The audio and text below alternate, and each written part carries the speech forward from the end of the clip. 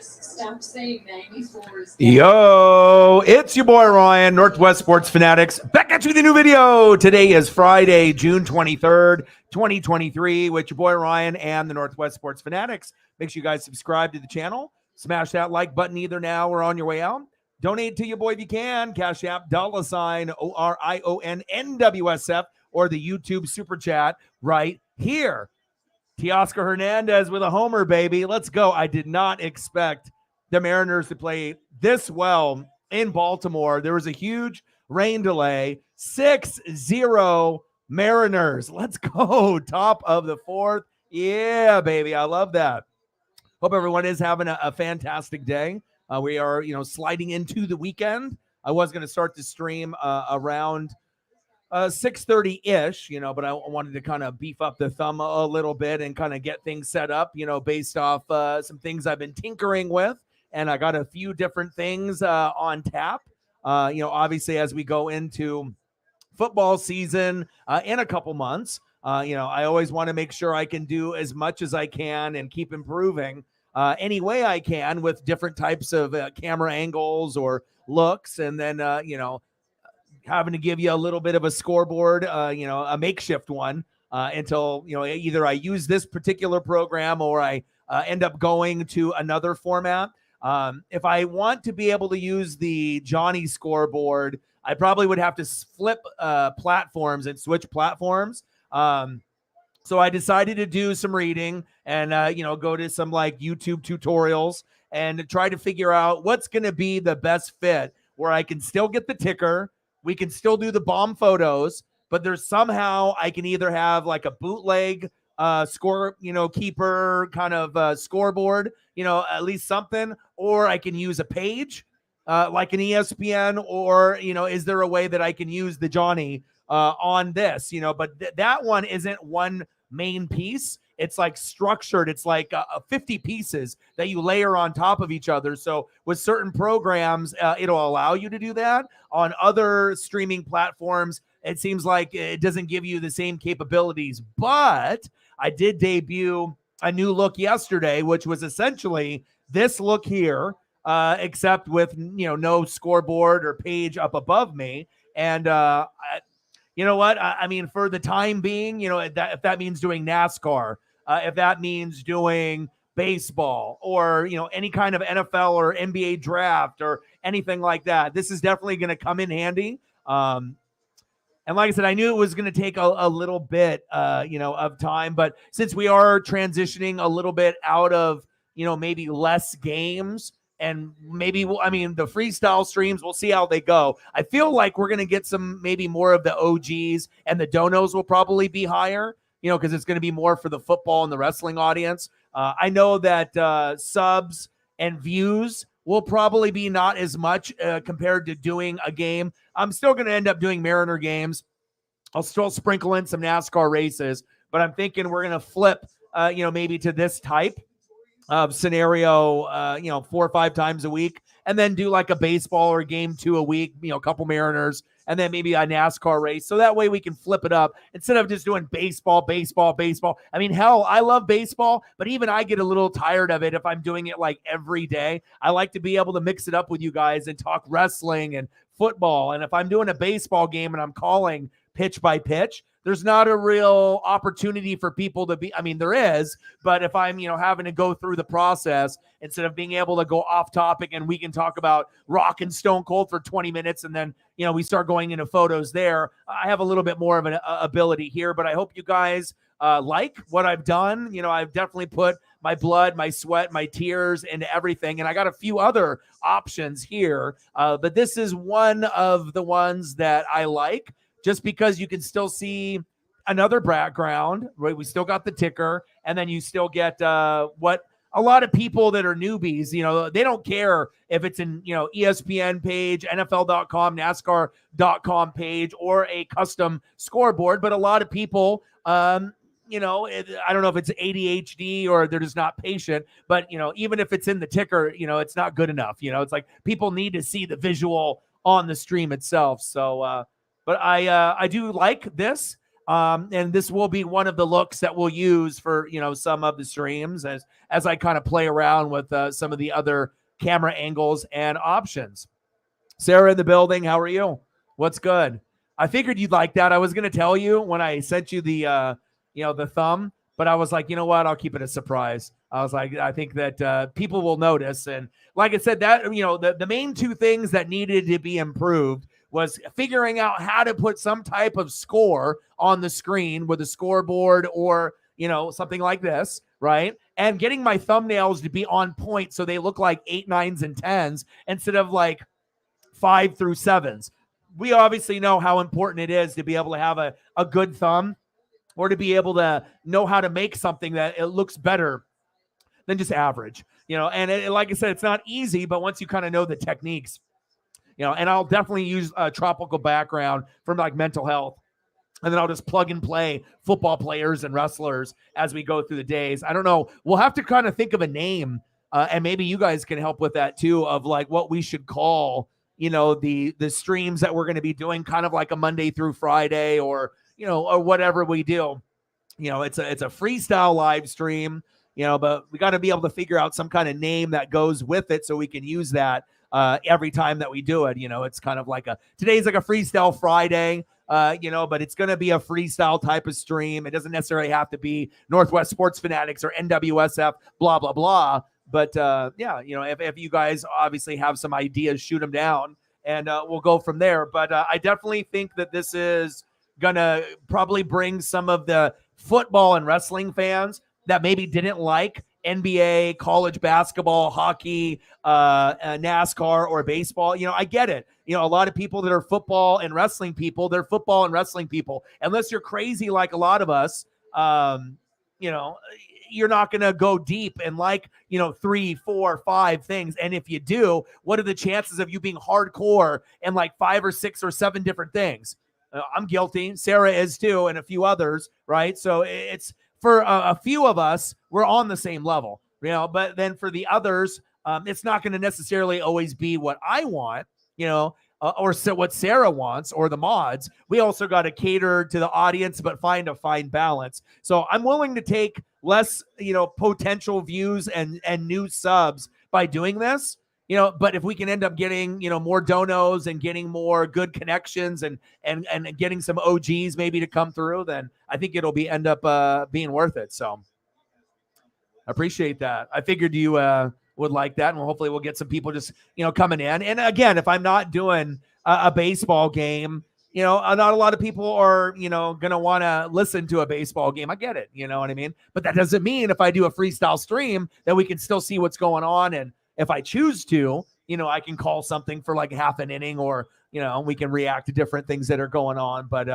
it kind of makes me feel good, about the progression of where the channel was, and, me trying to be able to show you guys that, I try to be innovative. I try to be a little bit different. I try to be able to do it my way, but also, cater to everyone as much as I can. But this is something, that has been missing. Because like I said, I got to use Johnny's scoreboard on my other OBS platform. But what happened was I only got to use it for about a month or so. And then the program started lagging, and it wasn't even my internet. It started like lagging the stream. So I'm like, hell, I just paid for this amazing scoreboard that's got all the teams and all, and it's like, fuck, I barely even got to use it. I got to use it for a natty. With like Georgia, Alabama a couple years ago. I got to use it for a few games, and then I had to make a decision. It's like, have this amazing look, right? But then the stream lags. Who the hell is going to watch an amazing looking stream with lag? Eventually people are going to leave, even if they like you a lot. It's just, it sucks. You don't want to have a lag. So I think we found our kind of our new solution, at least for now. Obviously if I can implement the custom one, that's the ultimate goal. But this way we get the ticker, we still get the bomb photos, HD and 4K.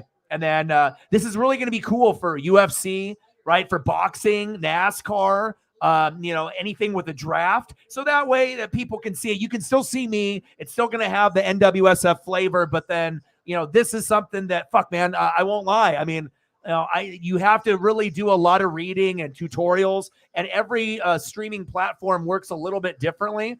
And then you got to be able to go to work at it. And then you got to play around to see what things are going to look like. But this will end up being one of the views that we'll end up doing. And then I'll show you one of the other ones here as well. I got a few. So let's get to 100 in donuts. Let's do it. Oh, Dodger sweep. I got to be watching the Mariners and the Baltimore Orioles, and we'll be watching a little bit of the Dodgers too. Heck yeah, I'm gonna be watching. I'm gonna be watching.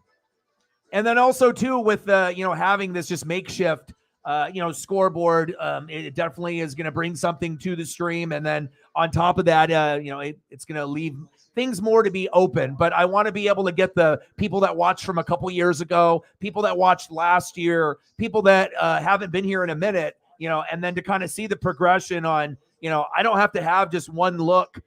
We can have multiple looks on multiple days to make it fresh. That's why I always work so hard for you guys with the new photos and the new backgrounds and always trying to make things a little bit better, not only for me, but for you guys too. So this is one that I really like, because I want to be able to, as you know, when I use two mics, they're like, why do you use two mics? Because a lot of times if I turn my head and I'm looking at the big screen here, or if I'm going this way, I want it to be able to pick up everything. But if you know me, I'm an attention to detail kind of guy, and I like symmetry.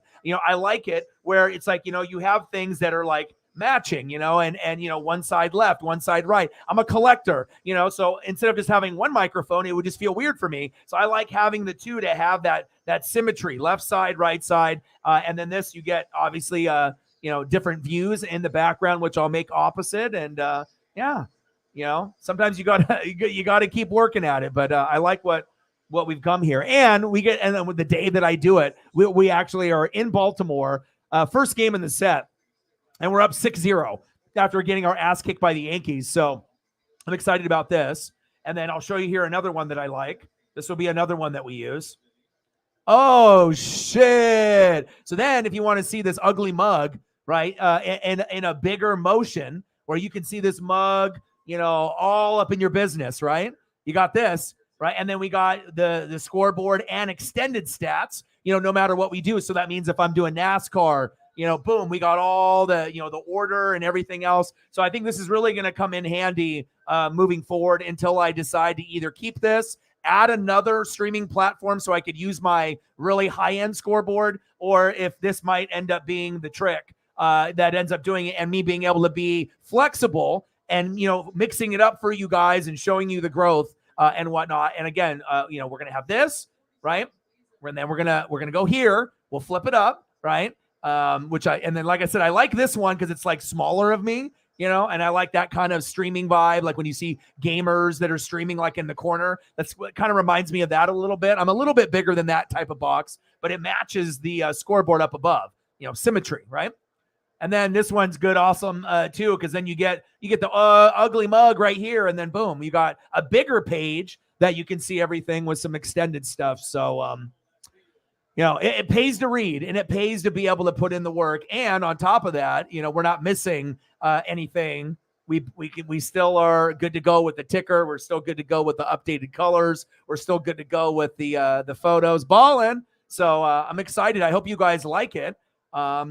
And I'm always going to be, trying to do a little extra for y'all. And boom, baby. Got it. I had to do Rock and Stone Cold. I had to do Wemby yesterday. So let's go. Let's go, baby. All right, let me go through. How are you? Hope you were doing good. And I appreciate that. Let's get to 100 in donos. Let's do it. Daniel's in the building. Dodger sweep, he says. Cards and Cubs in London. And how many games are they playing in London? Are they just doing 2 games and then leaving? Or are they already there? Or are they doing Saturday, Sunday, Monday? What are they doing? Yeah, well, obviously we could do, like a throwback Thursday, but what do we call it? Right? We can do throwback Thursday, a freestyle Friday. I'm clever. You're clever. A lot of us are fucking clever. We can come up with little names that match each day. Blah, blah, Monday, Tuesday, Wednesday. Throwback Thursday, freestyle Friday. We can do that, but we got to figure out like, what do we want to do it as?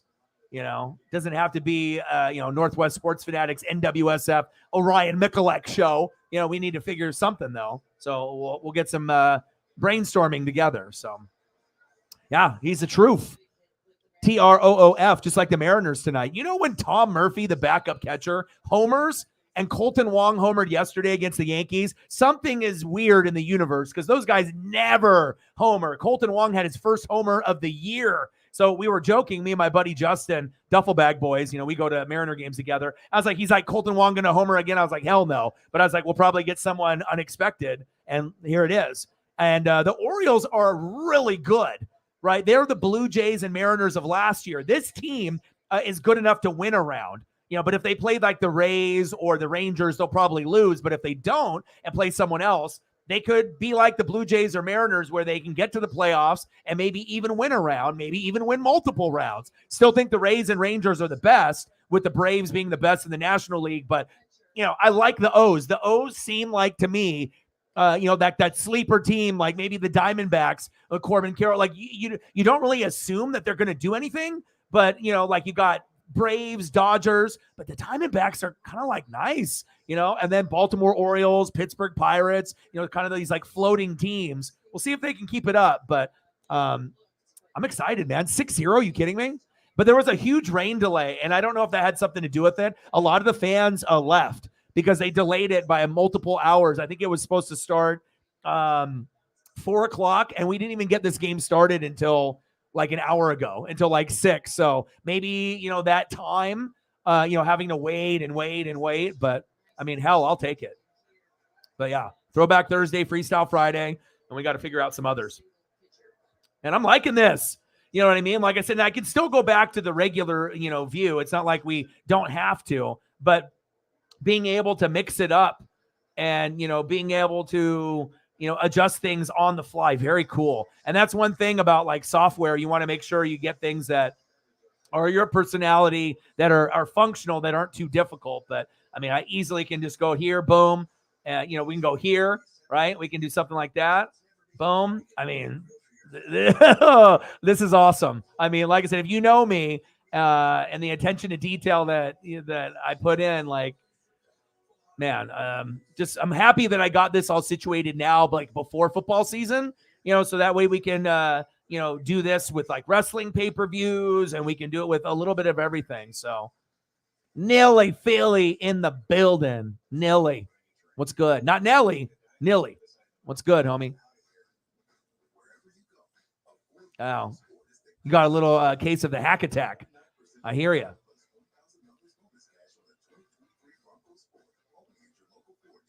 There we go. You got to do what you got to do.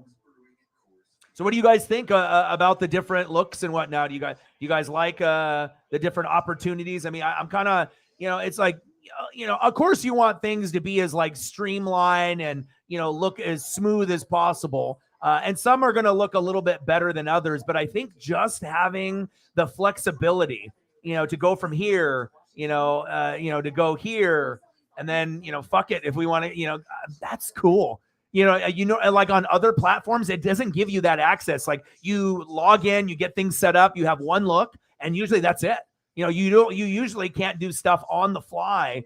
I'm in heaven right now. I don't even know what to do with myself. I'm like, all right. And then the main thing is also too, I like different camera angles and I like being able to mix it up, but also giving you guys like, I'm stats, I'm analytics, I can go toe to toe with anyone in sports or wrestling on planet Earth on any fucking TV show or regular podcast. So being able to, show you what I look at plus many other screens, while I'm doing a stream, it's just nice. And obviously scoreboard, right? A lot of people, they just can't handle seeing a score in the bottom of the ticker. People need to see it in a scoreboard that's custom or something like this. So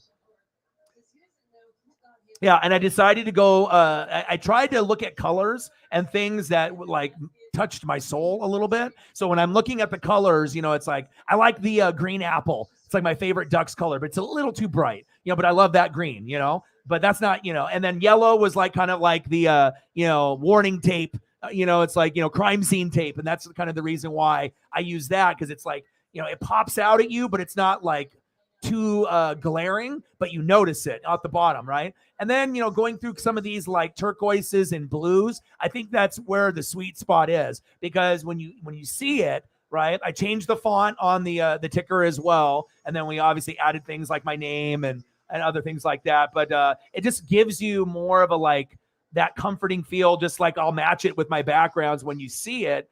You feel tropical. You feel better. And like I said, that's why I go to the river with Paisley like every day now, is because even if it's only for 10 to 20 minutes, I don't know what it is in our DNA, in our psychology, in our everything that breaks us down with our mentals. But being near water or looking at water, whether it be on my stream or watching Nat Geo or Discovery, it's like it doesn't affect everyone, I think, in the same way, maybe like on TV, but in person, I think everyone can get re-energized when you're having a shitty week or month. You go to the beach or a lake or a river or the ocean for like a day or two, and you come back like a new man and a new woman, like you're gonna fuck shit up, right? And you feel like refreshed, you feel good, you're smiling. You might be a little tired from the drive back, but you just feel like you can attack the world again, and all the bad shit that happened, it's bad, but it's like it doesn't phase you as much, and this is what I try to provide, with the streams too. There's a lot of thought that goes into like what I use for pictures, what I use for the thumbs, what I try to do for you guys, because I know it's healing me. So I know if it's healing me and I got like depression and anxiety and these other things that are going on in my life, that if it's helping me, I know it's probably going to, help not everybody, but some of y'all too. So 2 games this weekend. Nice.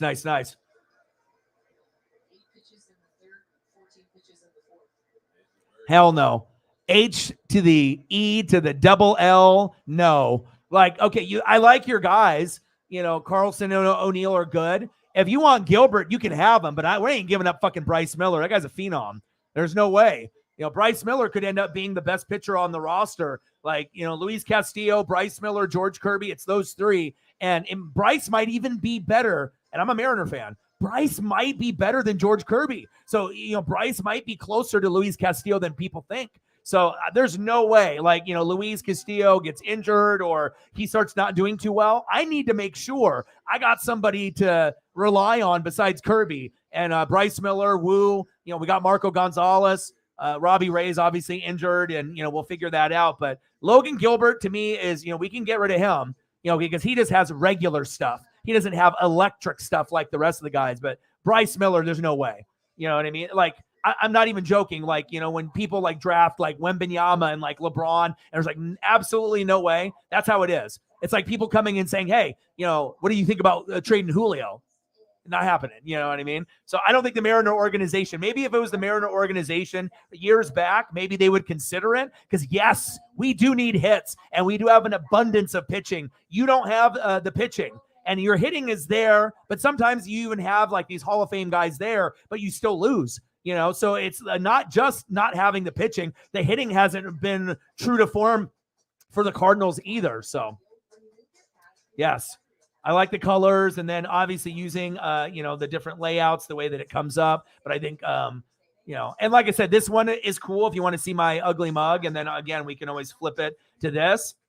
But these are the 2 that I think I like the most, besides, me doing the regular one where I'm just big on the screen and whatnot. So people get their scoreboard. It gives me more of like a Twitch or like a streamer feel with this. And I can still get the scores and info for you guys. And then when we want to be able to, zoom in, and then get a little bit more of the information, boom, then we go here. So it feels good, man. And I was going to actually debut this for like a Mariner stream. I was like, I should just debut this for the Mariners, but I was like, I'm going to watch the Mariners. And I'm going to continue to, keep doing the freestyle, because I think that's what's going to work best. And then we'll end up applying this when we go through too. So.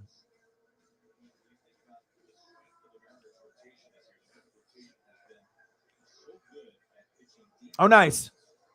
That's cool.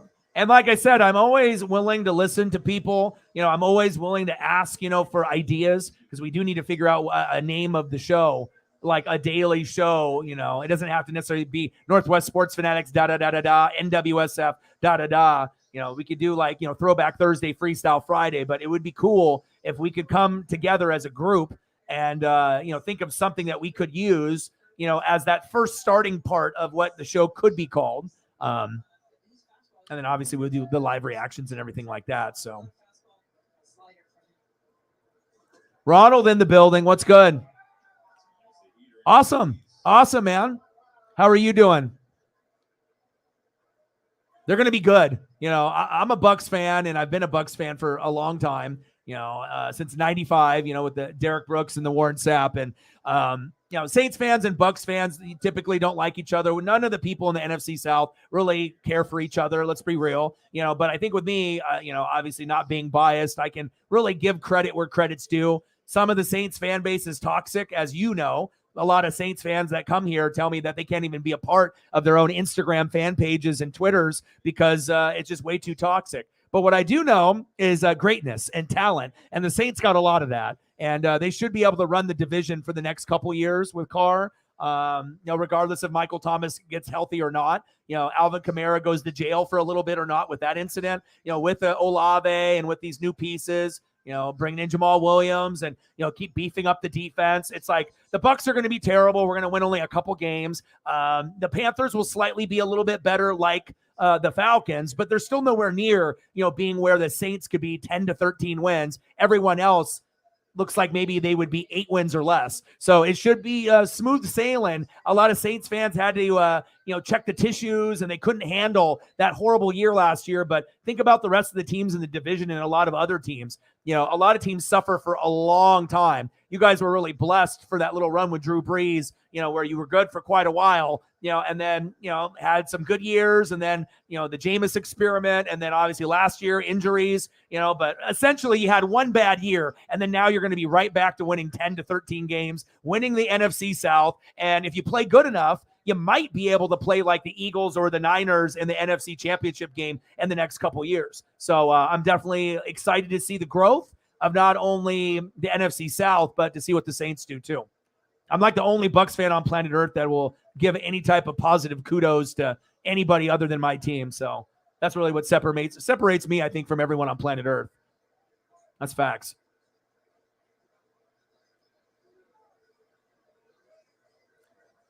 Oh, which I assume that you would be. I mean, I'm the same way. You know, Mariners, you know, since the mid 80s, Ducks, you know, since the, you know, 90s, Tampa since 95, Blazers since the 80s. So yeah, I've been watching wrestling since the 80s. So I mean, yeah, I mean, once you have your team, that's what it is. Sarah with a tenner, appreciate you. Thank you so much. $10 holla. Bang, bang, bang, boom, boom, boom. Bang, bang, $10 holla. Thank you. And everything is just like, you know, very streamlined. And it's like, we're not losing the ticker. We're not losing the HD or 4K photos. You know, if anything, we're just adding more and more depth, you know, to the channel. So I hope you guys like it. Which one do you guys like more? Do you guys like this one more? And we'll do, like, you know, I'll be able to go through streams when we're doing, you know, baseball, basketball, football, NASCAR, and I'll ask, you know, what people prefer. But do people enjoy this one with like more of a streamer feel where it's a little bit more streamlined? Do people like that? Or do people like this one more where it's like a little bit more closer up and then the stat page with the scoreboard is much bigger? I like both. I mean, to be very honest, like at times, you know, this is kind of like, you know, similar streaming, you know, with the big, you know, picture of my face. And then now instead of just me, now you get the stats there too.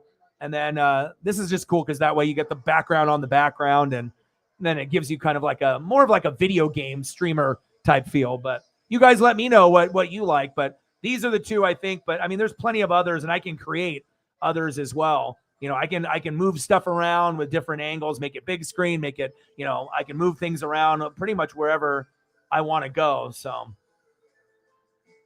it's exciting to be able to put your creativity, you know, to like, just to see like, you know, moving things with angles, and then, you know, seeing, oh, what looks good? Oh, no, this doesn't look good. This is like too much to the left. Oh, this is too big. This is too small. But it's being able to line up the page and the camera, you know, together like this. And it took a while. I was like, I got to be able to try to line this up or it's not going to look good. And I think we got it on that one. And then this one's perfect because boom, big. You get everything there. So let me know what you want me to pull up for photos. The Snoop Dogg commercial, Miach. Snoop, D-O-double-G. $10 holla. Let's get to a hundo. And I also like it too now when we do the messages with like the color that we blue, and then we get like different stuff down below. It's just, I think things are just coming together. You know, you never know when things are going to come together. I mean, hell, I've been doing this channel for 11 years and this is my 7th year on YouTube. But I think like these little subtle changes, I think will definitely be able to help quite a bit moving forward. The thumbnails are on lock now, more of like what the stream looks like. And I'll keep improving and adding different things as I can to give everyone different perspectives. But I think we're finally getting to a point where it's kind of where I want it to be, except for my scoreboard that I purchased. To be able to use that on here would be the ultimate dream, but I don't think it's possible because there's just too many layers on it. But at least this, if I can't use the custom one at the very, you get the scoreboard and you get the stats. I mean, it's not that, scoreboards, custom ones are cool. Let's not deny the fact about that, but just to be able to throw, something like this together still, I'm liking it. I'm digging it. You let me know if you're digging it too. Oh, that's hot. Paisley Pup coming in.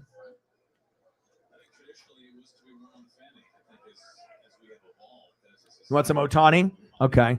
And what's really awesome about this matchup with the Mariners right now? We're up 6-0, but Logan Gilbert is pitching, and he's not really doing good. You know what I mean? He's got 2 Ks. So, I mean, like, you have to understand, like, if the Cardinals get a Logan Gilbert, you're not getting a guy that is, getting 8, 9, 10 Ks like the past. He's, like, trying to get to 5, and he's not really, having a whole lot of command, and he doesn't have any electric stuff anymore. I don't really know if he's hurt or not. But he might be our worst pitcher out of our starting lineup. Castillo is better. Miller's better. Kirby's better. Wu is better at this point. Marco Gonzalez is better than Logan Gilbert. Even Wu and Marco, I would have over Logan at this point. He might be worse. Flexen was like a temporary starter. When he goes in, home runs get hit immediately. So, I mean, I guess you're better than Flexen, but that's not really saying anything. That's like saying you're better than dog shit, So, and I think Logan is okay. But it's like he was number 1. Castillo came in, then he was number 2. Then all of a sudden he sees Bryce Miller and Kirby. Then he starts getting intimidated and losing confidence. And then he goes below them. And then Wu comes up because Marco got hurt. And even Wu's better. So I don't know. I don't know what to think. But hopefully, it gets a little bit better. I'll get you some Ohtani. Perfect. You like this one so you can read it? Okay. I got it. Ronald with a tour. Yeah, appreciate you, man.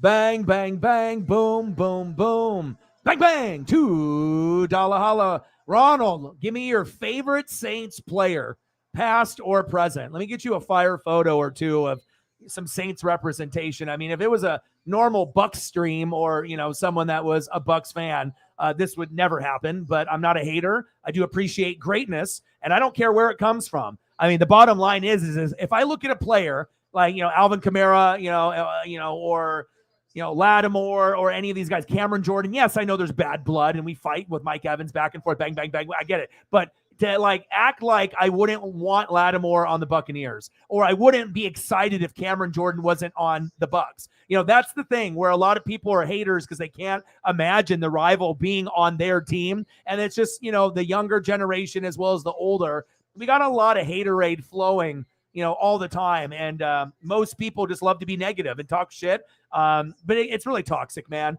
And like I said, I just try to be able to show people that you don't have to be me.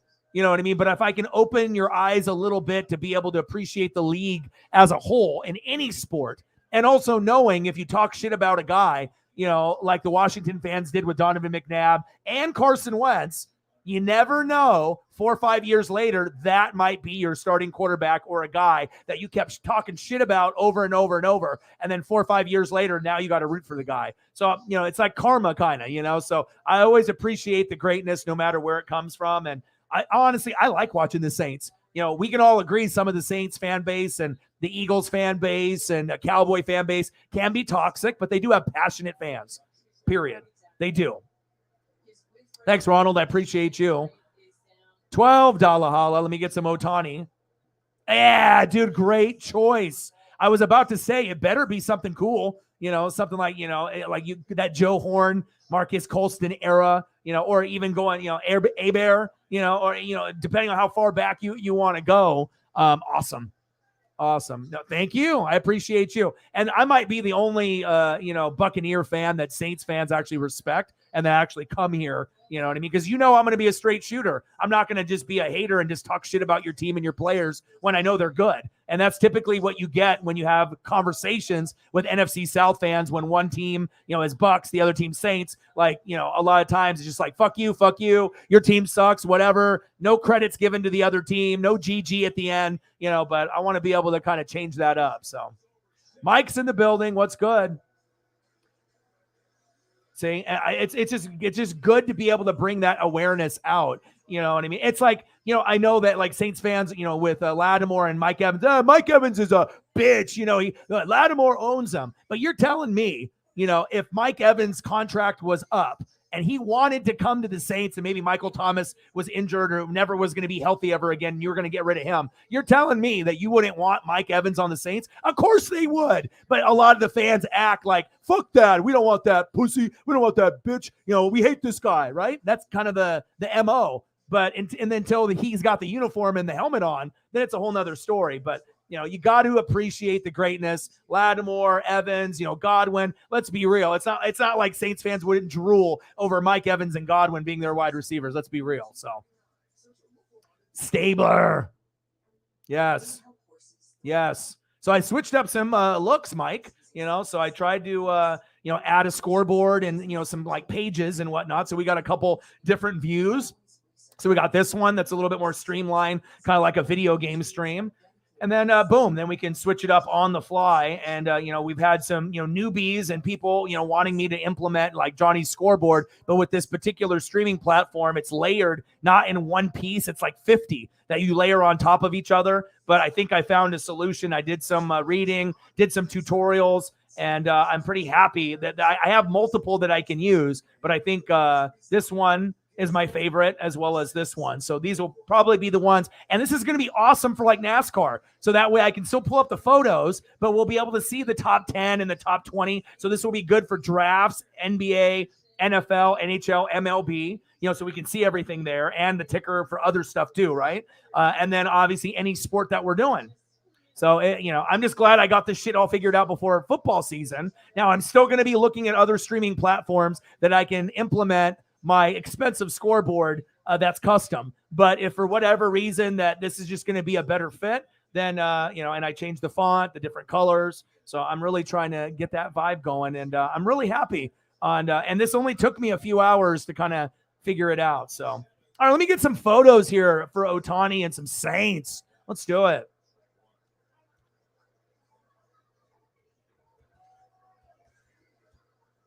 6-0 Mariners, top of the 7th. I love that, baby.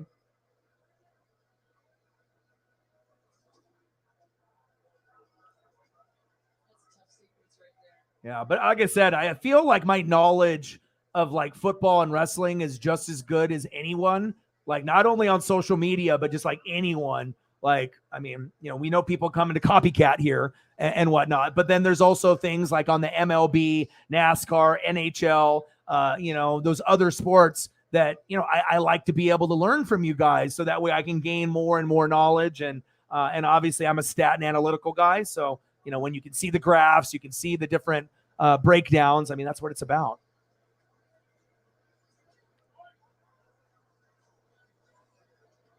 And I can even do the scoreboard there. Boom at the top. Let's go. All the scores, or we can kind of lower it down.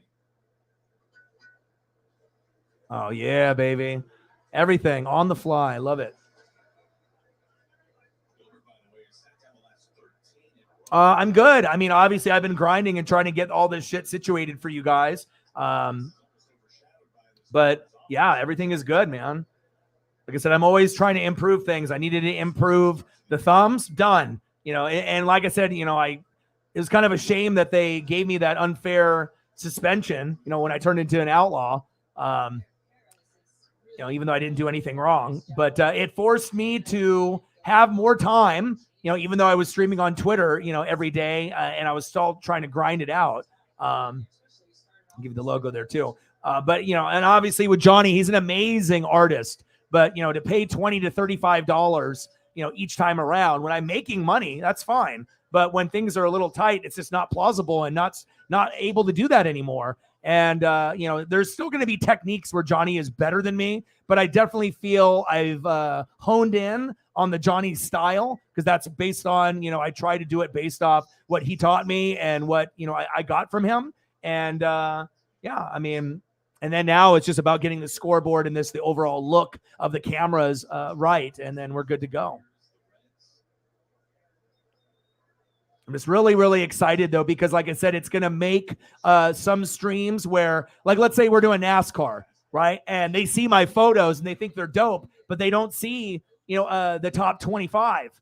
Some guys might leave. They're just like, well, he doesn't have, he's got the cool ticker and he's got these amazing photos of, Kyle Busch and Chase Elliott. But, sometimes people, like, they're visual people like myself, right? So sometimes people, like, even if a score is on the ticker down below, that sometimes people don't even look down there, or they don't notice it, or, they're just focusing on this ugly mug right here. But then now you can do the ugly mug and then you get the stats there as well. And then we can always flip it up and, make it like that too. So, and everything can be flipped up on the fly. My background, the background that we have, in any camera angle, and I can also create them on the fly, which is kind of cool. Like most of the other ones, it's like you hit start stream and then you're kind of screwed. You're like, this is it. You can't switch, but this is one thing that is very cool, where you can actually do shit on the fly. And I like being able to, because I produce the whole show. A lot of people, when they do their show, they just like start broadcast, that's it. But I feel with like my button clicking and the shit that I do during, I'm doing a lot more functions than the average streamer. And like I said, I'm proud of that too, because you guys deserve to be able to see, the best photos and obviously seeing shit that will make us feel good, right? And fucking being an outlaw, baby. All right, let's get some Marquise Colston, baby.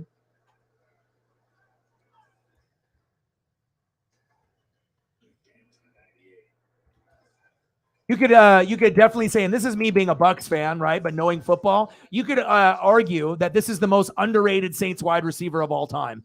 Joe Horn got some kudos. Michael Thomas got some kudos. You got Olave. You've had others in the past, right? But this guy was so talented, but never got his due. I feel like Joe Horn stole a little bit of the shine, and rightfully so. But I think a lot of us that watched football, we knew how good he was. Saints fans definitely knew, but I know that's what's surprising to a lot of Saints fans, just my knowledge overall of not being a fucking hater and just being able to appreciate greatness wherever it's at. And I actually really did like his game. He was one of my favorites on your guys' team when he was playing.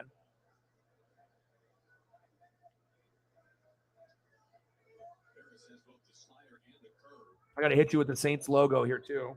See, I go extra mile, because that's what I do.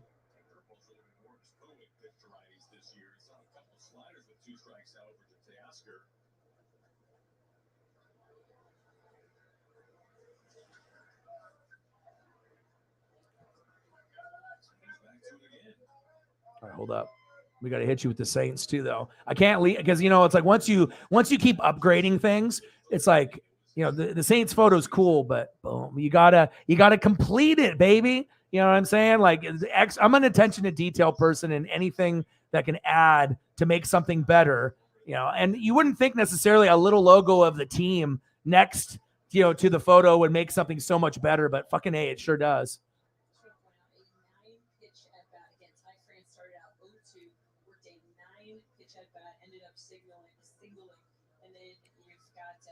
I don't know. Maybe it's just because I appreciate people and I like to put in a lot of work, More work. And look at that. Boom. Oh, shit. I even flipped it for you. I give you one and I give you other. And there's no other Buccaneer fan on planet Earth that would do this for any Saints fan. I'll tell you what.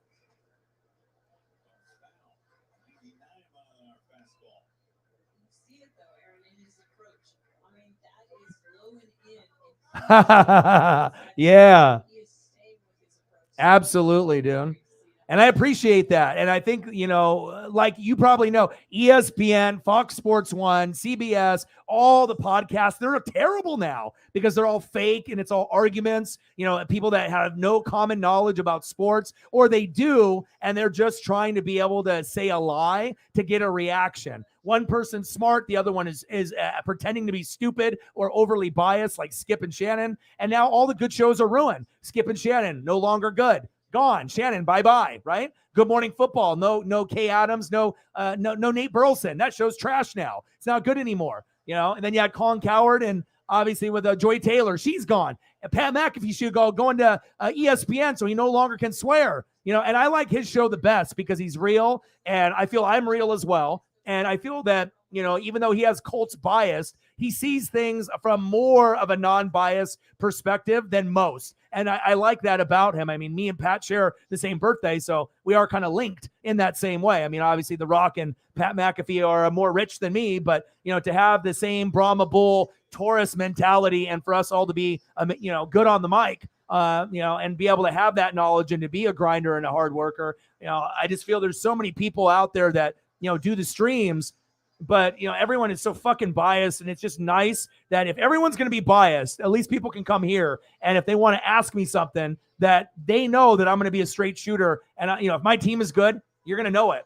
But when my team is bad, like they're going to be this year, you're not going to hear me say, oh, we might make the wild card, you know, we're going to be pretty good, we can win 10 games, because that would just be a flat-out lie, and then you look like an idiot, and then you're just trying to get clicks, and you're trying to get people to argue with you, you know what I mean? But I feel the days of arguing and just being loud as fuck like Stephen A is done. Like the loud people, that's, you know, just because you scream and yell doesn't mean you're right. It means that people are going to change a fucking channel. So, you know, it's about stats, analytics, education, and then being able to educate each other and also being able to share with each other and learn from each other and not being a fucking hater and not being biased. So that way, when you know, go to your friend group, you know, and you actually want to have an intelligent conversation about like the NFL, you don't sound like a fucking idiot. You know what I mean? You don't sound like an incredibly biased person either, like a Skip Bayless, you know. Oh, Cowboys are going to win it every single year. But do you really think that he thinks that they're going to win it every year? Of course not. You know, it's all fake and fugazi just for clicks.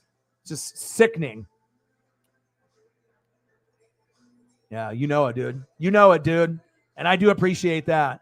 You know, getting people that hate the Buccaneers, like with a passion. They hate, I mean, Saints and, you know, Falcons, they don't really like each other either. Panthers and Saints, not so much, you know what I mean? But I feel like the Bucs, especially when, you know, the Bucs got good with like Brady and Gronk and AB, and we were going back and forth at each other. That's when the rivalry really started to even get heated up more. But to be able to get a rival fan base that hates everything Buccaneers, but them to be able to sub and like me for who I am, that says a whole lot. You know, it's like it's like being a Cowboy streamer or an Eagle streamer. Like, let's say you're an Eagle streamer and you got Cowboy people that are subbing to you.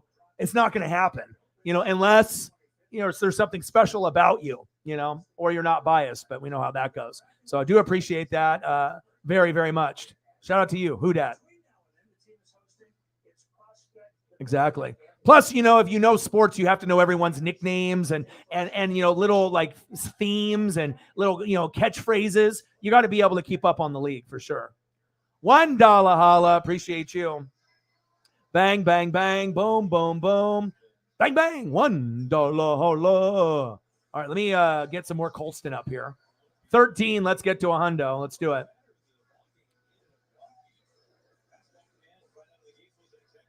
I feel like the Pat McAfee show is the last really good one, you know, that's left because, like I said, I like Colin Cowherd, and then I didn't like him, and then I liked him, and then with Joy Taylor, it was a good combo. No longer.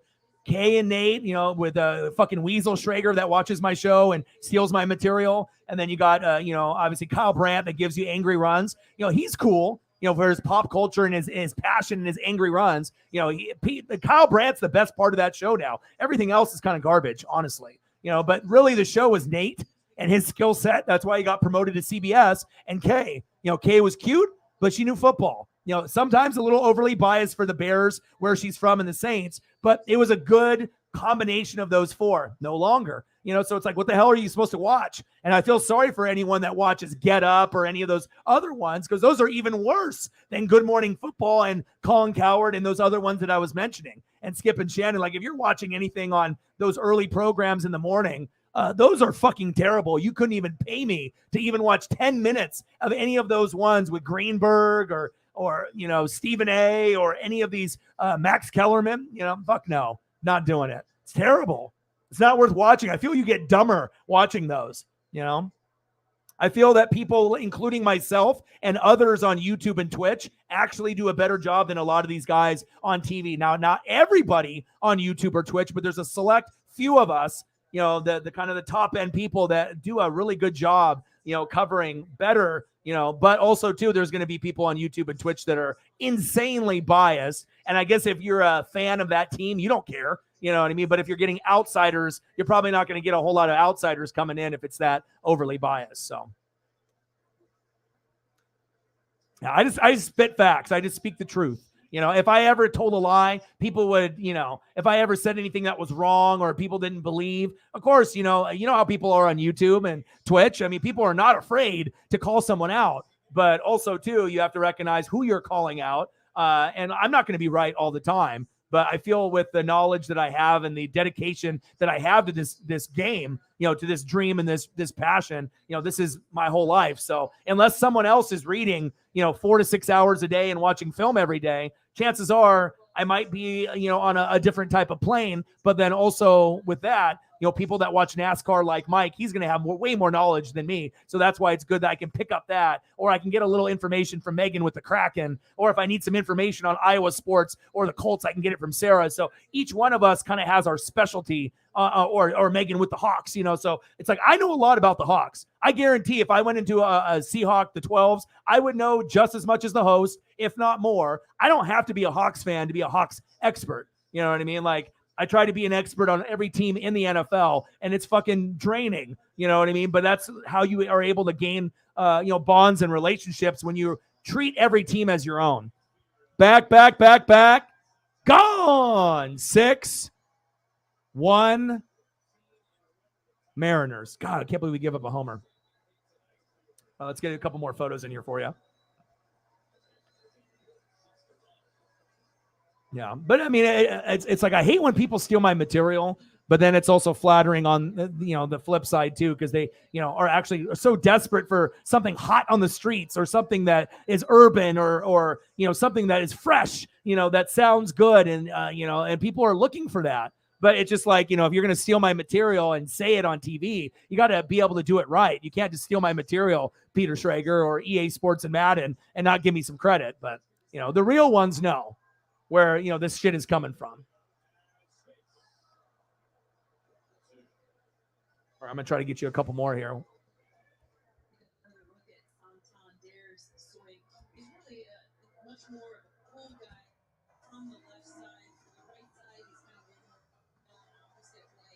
Yeah, and since we are going to be doing some of these like freestyle type of streams, we need to start getting focused on football. And yeah, I've been doing a hell of a lot of hockey and NBA and college basketball and fucking NASCAR and baseball. It's time to start, tapping in, I think, and doing like, my top 10, or our top 10, quarterbacks and running back. Like, I think it's time, where we can go over some things like that, and that'll give us some more content. I can always do uploads for some of those things, but I mean, I always like doing live streams so we can kind of talk and connect and whatnot. So.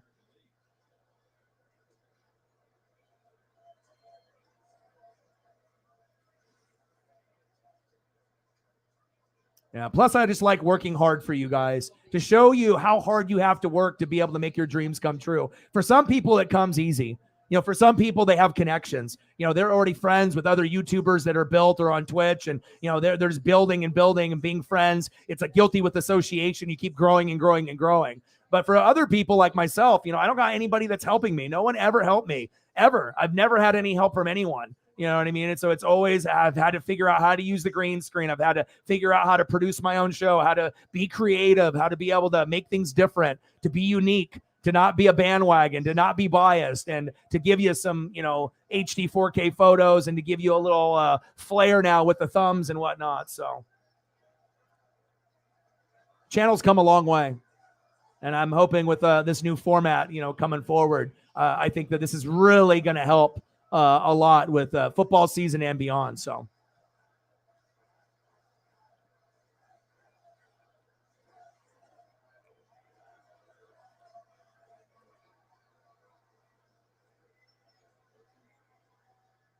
I have to give you icy photos too.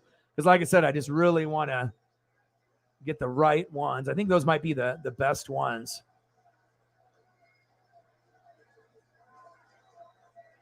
Oh, nope. I got one more for you. I have to do it. Are you ready? And see how, it's all about the attention to detail. Okay. You got the black logo. You got this one. And then you go this one. You got to go this one. You got to flip them up, right? And then you got to go here. I mean, there's no Buccaneer fan on planet Earth that would even dare do something like this. Okay. And then I got to hit you with the best one. This is a fire photo. Okay. He's yawning. I'm way better than you, he says. Okay. And then you got another one here. Give him the little salute. I am one of the most underrated wide receivers of all time. Right. And then look at this last one for you. You'll love this one. Yo, boy. I got to hit you with the Lombardi, baby. Yeah, and like I said, a lot of these subtle little details, I've started to figure it out within the last couple months. It's like a photo is great, but then putting the logo of the team with the photo takes the photo to the next level. Man, that's a nice one, man. Even as a Bucs fan, I can appreciate that. She was committed to helping me. They were constantly in contact with me and walking me through the entire process. It felt like. Yeah, that's only the really good thing about the show anymore. It took a lot of saving, a lot of discipline, but I got there. Yeah, but he's just speaking truthfully, though. I think with Colin and a lot of his stuff, he's not going to be liked by everyone, but he has amazing cadence when he talks, and he's smart. He ain't fucking stupid. Like, he can. He used to do the sports here locally for us here in Oregon, like on the news. He was a sports guy, and then worked his way up. And I think a lot of times he wants to be able to give Seattle the due, but he's only going to do it if he really feels it. Like back in the day, when you guys were in the Legion of Boom and with Marshawn, then it's a little bit different, championship caliber. You know what I mean? But but just because you're from somewhere doesn't mean you have to, be all about it. You know what I mean? If anything, that should make you respect him more because he's being real. He's not giving you a fake opinion on TV where he's like, I'm from Seattle. He's like, Hawks, everything, you know what I mean? And he's just one of these like Hawk guys. If he doesn't honestly believe that they're that good or, he's going to have some issues, then, it's at least a little bit more truthful. It's a real opinion, not something that a producer said. So you got to that's for me. You got to look at things, two ways. It would be cool if he was like Hawks. But if he was doing that and he was lying, and you found out, then what? It's fake like everyone else. But if he's actually being real and he's like, I'm from here, but I'm not going to just be like, oh, Hawks, everything. It's like for me, I'm Ducks all day. But I'm not going to like shove that down everyone's throat when I know they're not that good on defense. You know what I mean? I'm going to be real with it. It's like I can love my teams, but I'm not going to over exaggerate. Just because they're my team doesn't mean I'm going to lie. And that's where I think a lot of people have the harsh reality where their fandom and their passion is so high that they can't be real sometimes with themselves and the team. And they want to give the team maybe a little bit more love than maybe they deserve just because you're a fan. It happens. So it's all about perspective, man.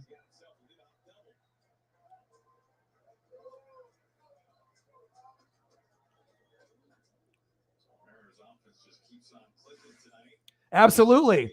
I mean, and like I said, I'm not saying anything that, that is not true. If you like, sports and whatnot, I just feel the content is completely garbage. I honestly feel if they started like the YouTube Sports Network and they had like 7 of the best, football or whatever streamers, and we had our own channel and we were, we would get more ratings globally and nationally than I think a lot of these shows that are getting on TV.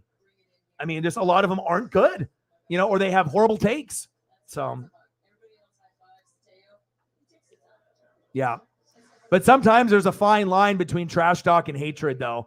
And I feel when you're younger, there's a lot more haterade that people are drinking. But then as you get older and you mature, things, that you were petty about when you were younger, about the rival. Maybe you're not as petty, but sometimes people can be Richard Petty all the way through their whole career, and they can just kind of have a hate towards, that other team forever, so. Heck yeah. I just wish we had more NFL news to talk about. So, we could go over Dalvin Cook and DeAndre Hopkins and things like that. It's like, not a whole lot really going on. So.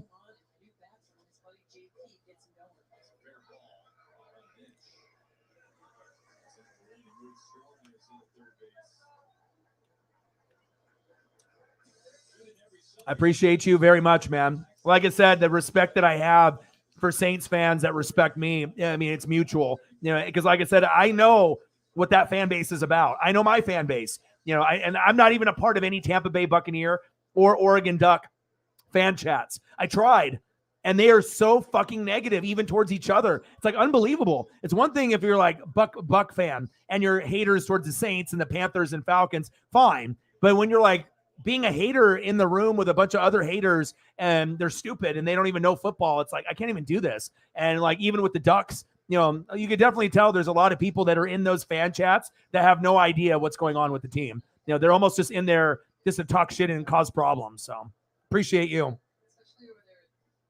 Figured you'd like that, man. Anything for you, brother.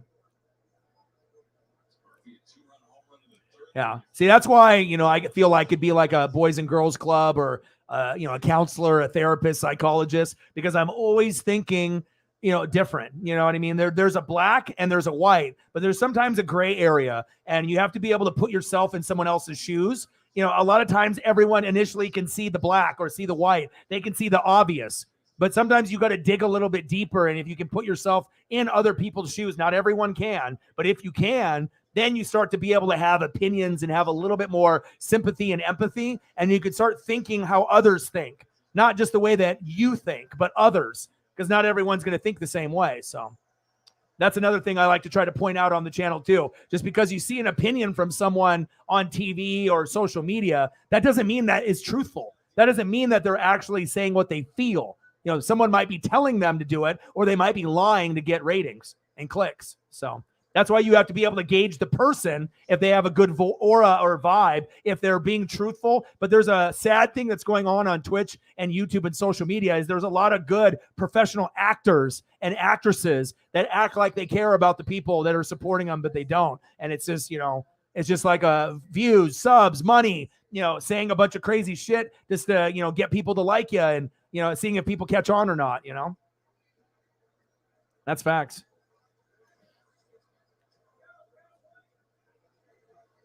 Matt's in the building. What's good? Yeah. And plus, with me, I try to treat every team as my own. So I'm going to give you, like a hardcore Hawks fan opinion. Like if I've been a Hawk fan and I'm, through and through, and like a lot of people think like it's impossible to be able to do it, but try me. I mean, like I said, I can vibe with any fan on any team in the NFL because I've done the reading, I've done the film study. I know the roster, I know the GM, the coaches, and how things are broken down. And like I said, if you take it to that level, but you also have to understand, it's not just watching film to watch film. You have to understand what you're watching, and it's not reading just to read. You have to be able to understand what you're reading, and that takes another level.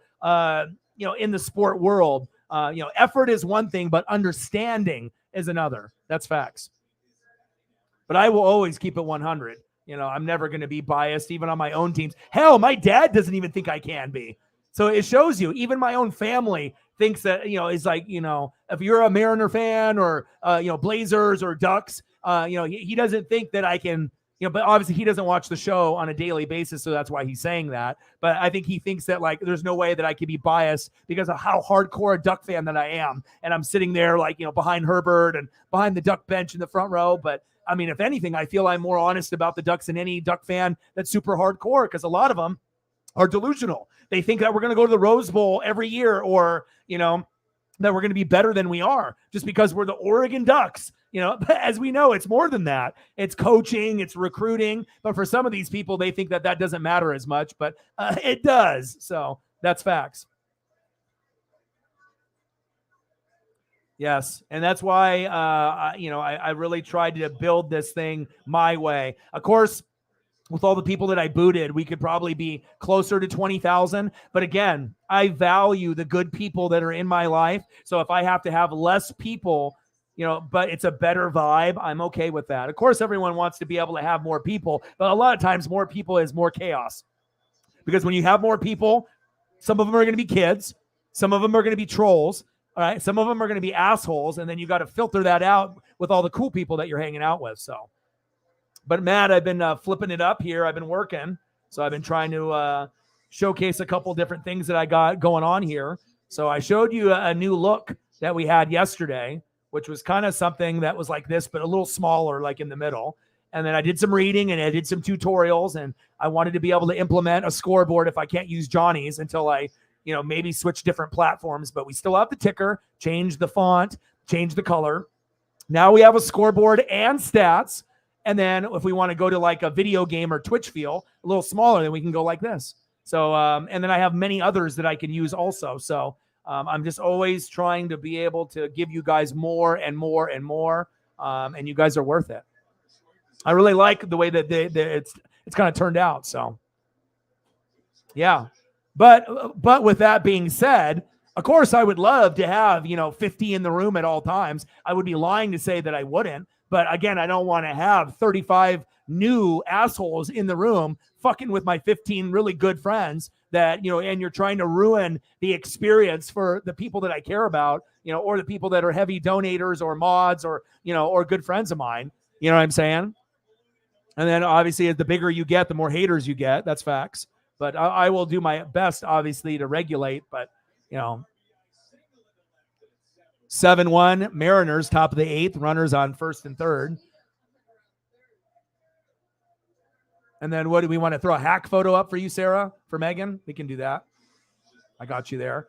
13 doll hairs. Let's get to a hundo.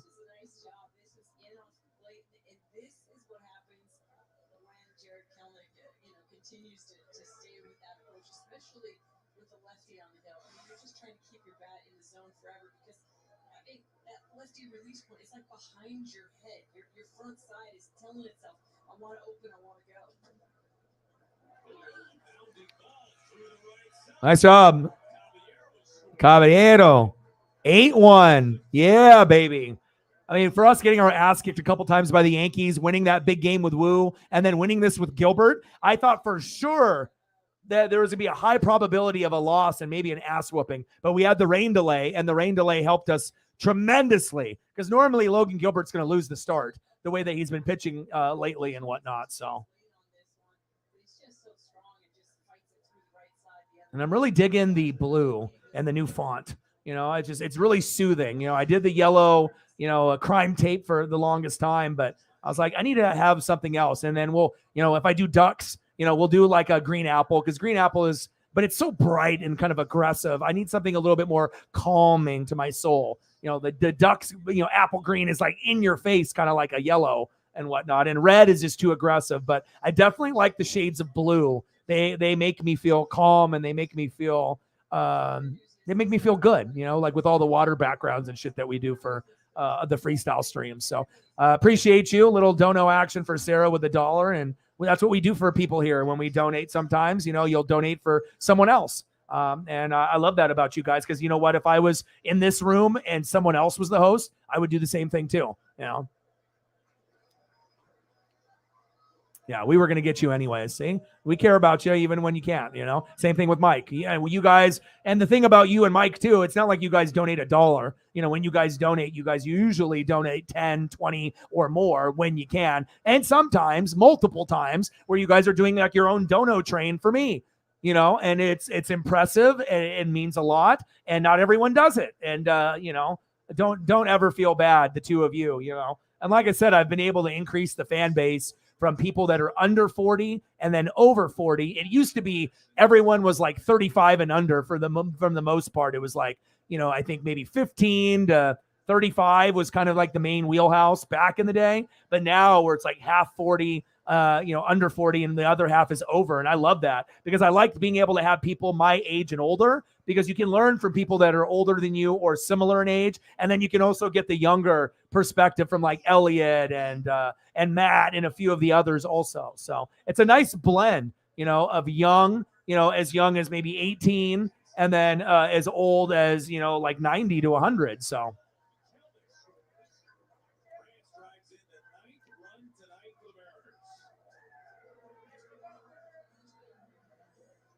It's so hard to win 10, 11 games in a row. But if the Bears can just find a way to continue to do this, to just put together good at-bats. I just love that I have the flexibility to direct and produce this way. Instead of just being like, okay, this is it. And then, and if this was the view the whole time, I'm cool with it. This is the number one view. This is the number two. Just to like flip it up and whatnot. But the primary will be this one, just because, you can see this ugly mug and we get the stat page bigger. And it's not even really me. I'd rather have my face actually smaller than what it is here, but it does match up. Big ass head, big ass page. It looks good. You get the scoreboard and stats.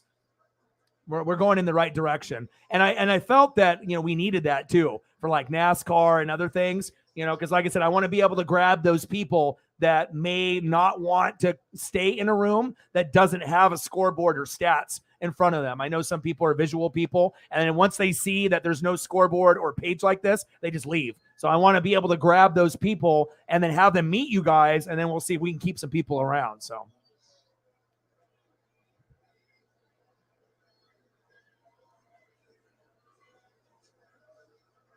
Mariners, baby. Let's go. And I appreciate anyone helping me out on the Twitter side as well. And like I said, I enjoy talking NFL, college football, and wrestling the most out of anything. Like, the only reason I was doing baseball and NHL and college basketball, NBA, and NASCAR is to do filler streams to gain new people, possibly, to see if we could get new goats and if I can get, more views and possibly more subs and maybe more donos. But, let's not get it twisted. This channel will always be NFL, college football, and wrestling first.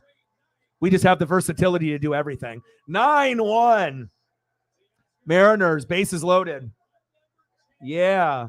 10-1. What is going on here? Sarah, what is going on? My goodness. Wow, and the Reds beat the Braves. I just wanted to go back to see if they ended up winning. God, the Reds are still on a heater too. Wow. We haven't put up runs like this in a minute. This is awesome. And the Orioles are a good team, so it's not like they're a shitty team or anything like that. So, and I like it too, because boom, I can flip it up, with the score board at the top, or we can move it. It's also kind of cool. You can have it on the top there as well. You get everything.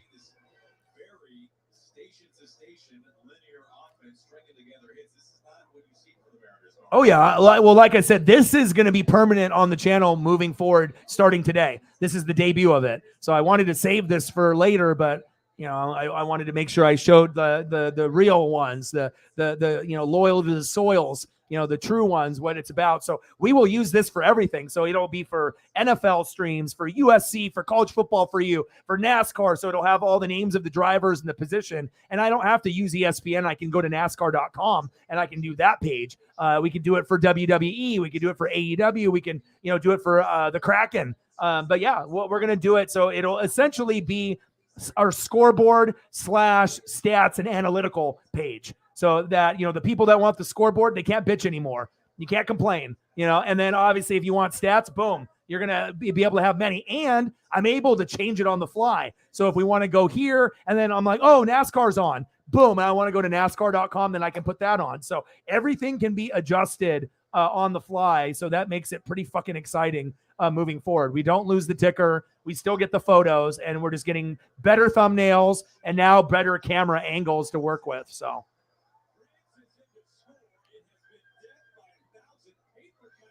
All the paper cuts. Cal Raleigh to second.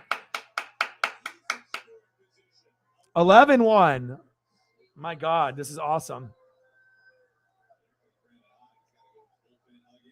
Plus, also, I think a lot of the originals and OGs, they like football and wrestling primarily, but a lot of them don't do the baseball or the NASCAR or the basketball or the college basketball, and those other sports or the hockey, But I mean, we're fanatics, you know what I mean? What am I supposed to do? Only like one thing? I mean, I like everything. So the only thing I don't like as much as the NBA. Other than that, I pretty much love everything else. So. Yes, me too. And that's why this is going to be really helpful for NASCAR, hockey, football, baseball. I mean, anything, baseball, basketball, football, NASCAR. Think about all the things that you need to see or you want to see. Like right now, like when I'm streaming with you guys, this page that you see, I have it right next to me on the other side here, so that's what I normally look at as one of my screens, looking at myself on another. And then usually I have a couple others popped up. So it's just good that I was able to find a particular format, and you can create your own too. But it's very difficult to be able to create one that looks good, depending on what you have to work with. So I'm just excited, man. Man, I can't believe we're getting all these runs.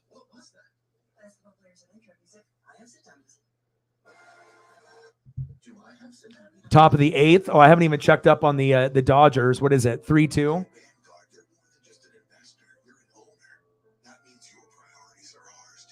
All right, let me go to that real quick.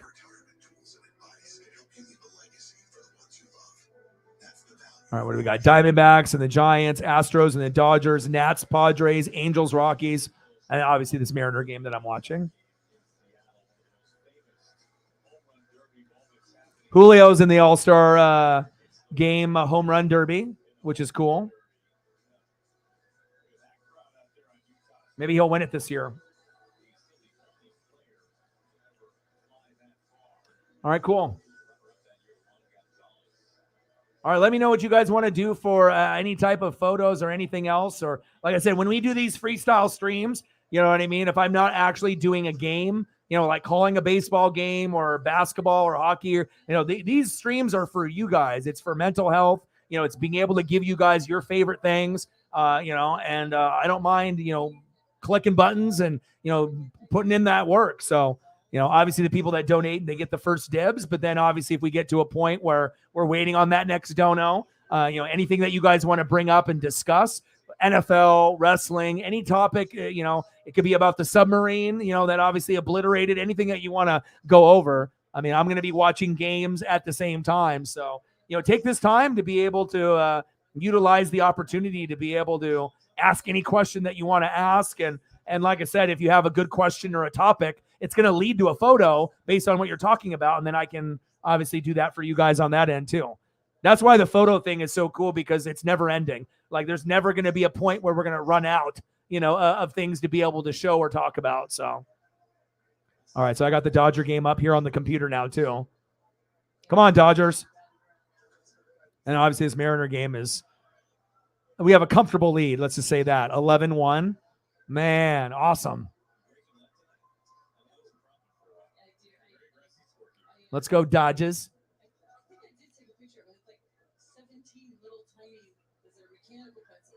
Nice.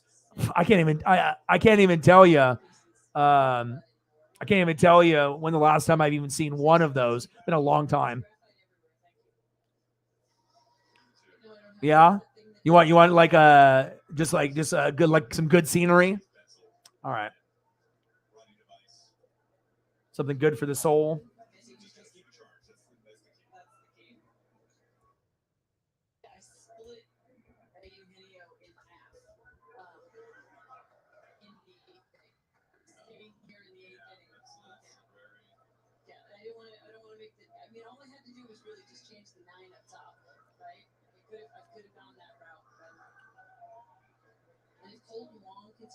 If we're doing this for a long time, I'll probably have to scratch out the Suarez fouled back. 2-2 count. Top of the 8th. Mariners 11. Orioles 1. Runners at second and third. Suarez 2 for 4. We're pouring it on, and I can't wait to be able to use this for games and whatnot too. And then just to kind of show you too. So let's see. Let's say I'm doing like a baseball game, right? Let's say we're doing like Mariners. So then we can flip it like.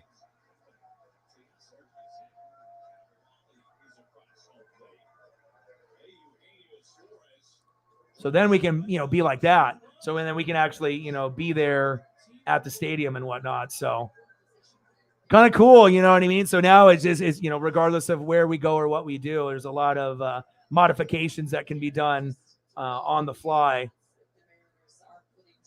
Technology, it's, you just got to know what you're doing.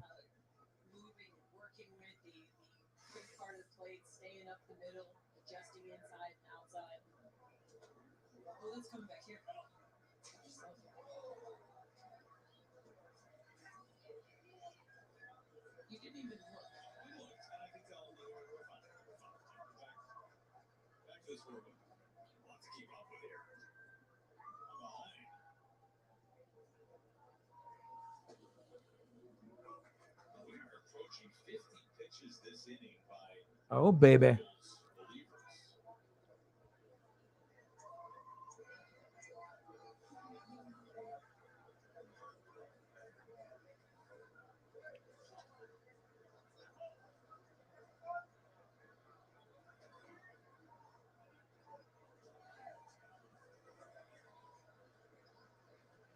Oh, baby. I need to go camping there. Anytime I see pictures of like Switzerland and they show like those little villages and they have like that river running right there and you got a guy with like overalls and sheep are in the background, like I need to go there. Like it just seems like incredible. Like as far as like outdoors, that vibe. I mean, I've seen some amazing European videos and whatnot. It's like heaven on earth. Oh, I haven't seen it. That's a good question. I have to be able to kind of see how everything flows. Dodgers 3, Houston 2, middle of the 5th. But I would assume that, USC, will be at the top. You got Utah, should be probably pretty good. Washington will be good with Michael Penix Jr.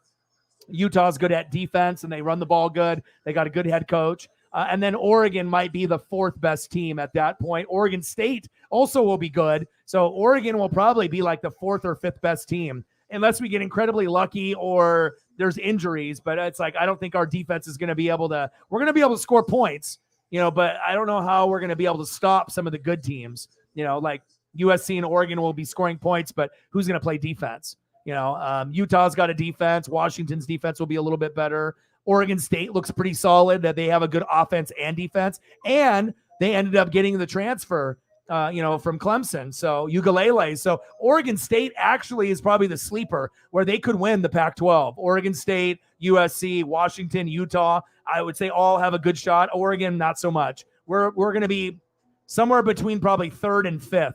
And that's just me being honest. Most Duck fans would not say that, but that's just me being honest and legit. Unless our defense steps up, then the highest we can get is number 2. We will never be number 1 with the roster that we have. But I don't even think that's possible, because when I look at Oregon State and what they've been building, even if they didn't get Ukulele, they look good last year, and they look good the year before. Beavers are for real. They're starting to like catch up to the Ducks, and they're a little bit more well-rounded, offense and defense. And then, Washington's got Michael Penix Jr. He's like a lefty like Michael Vick. He might be the 3rd quarterback selected. Caleb might win the Heisman and be the 1st pick in the draft. And then Utah is always good at running the football and defense.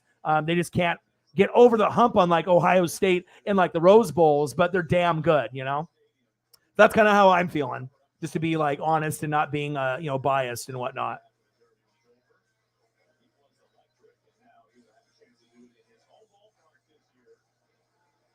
Yeah, I got you.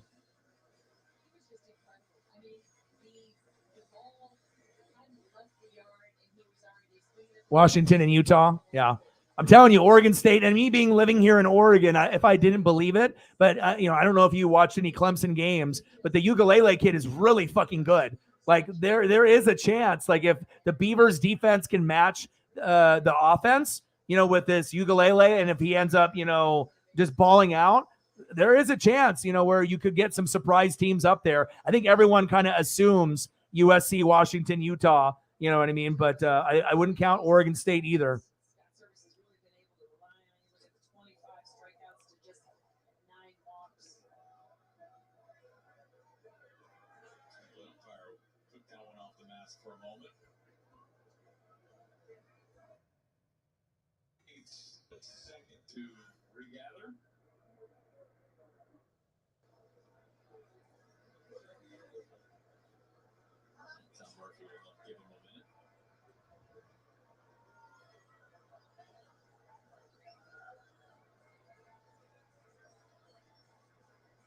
With some zebras, not zebras, zebras.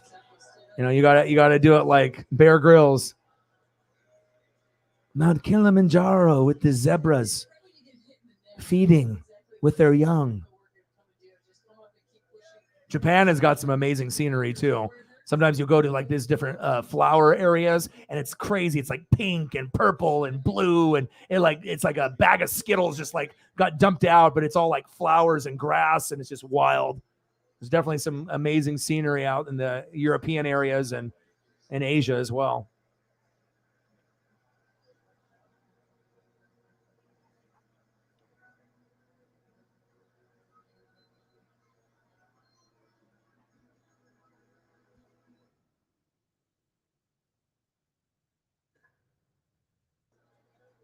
And I'll hit you with the Mount Rainier. And a lot of these things kind of remind me of Oregon and Washington, because that's what I'm used to. And that's why I don't think I can ever leave, really. It's like I really like the hunting and camping, fishing, just being outdoors, listening to the birds, just being outside. And gosh, beautiful.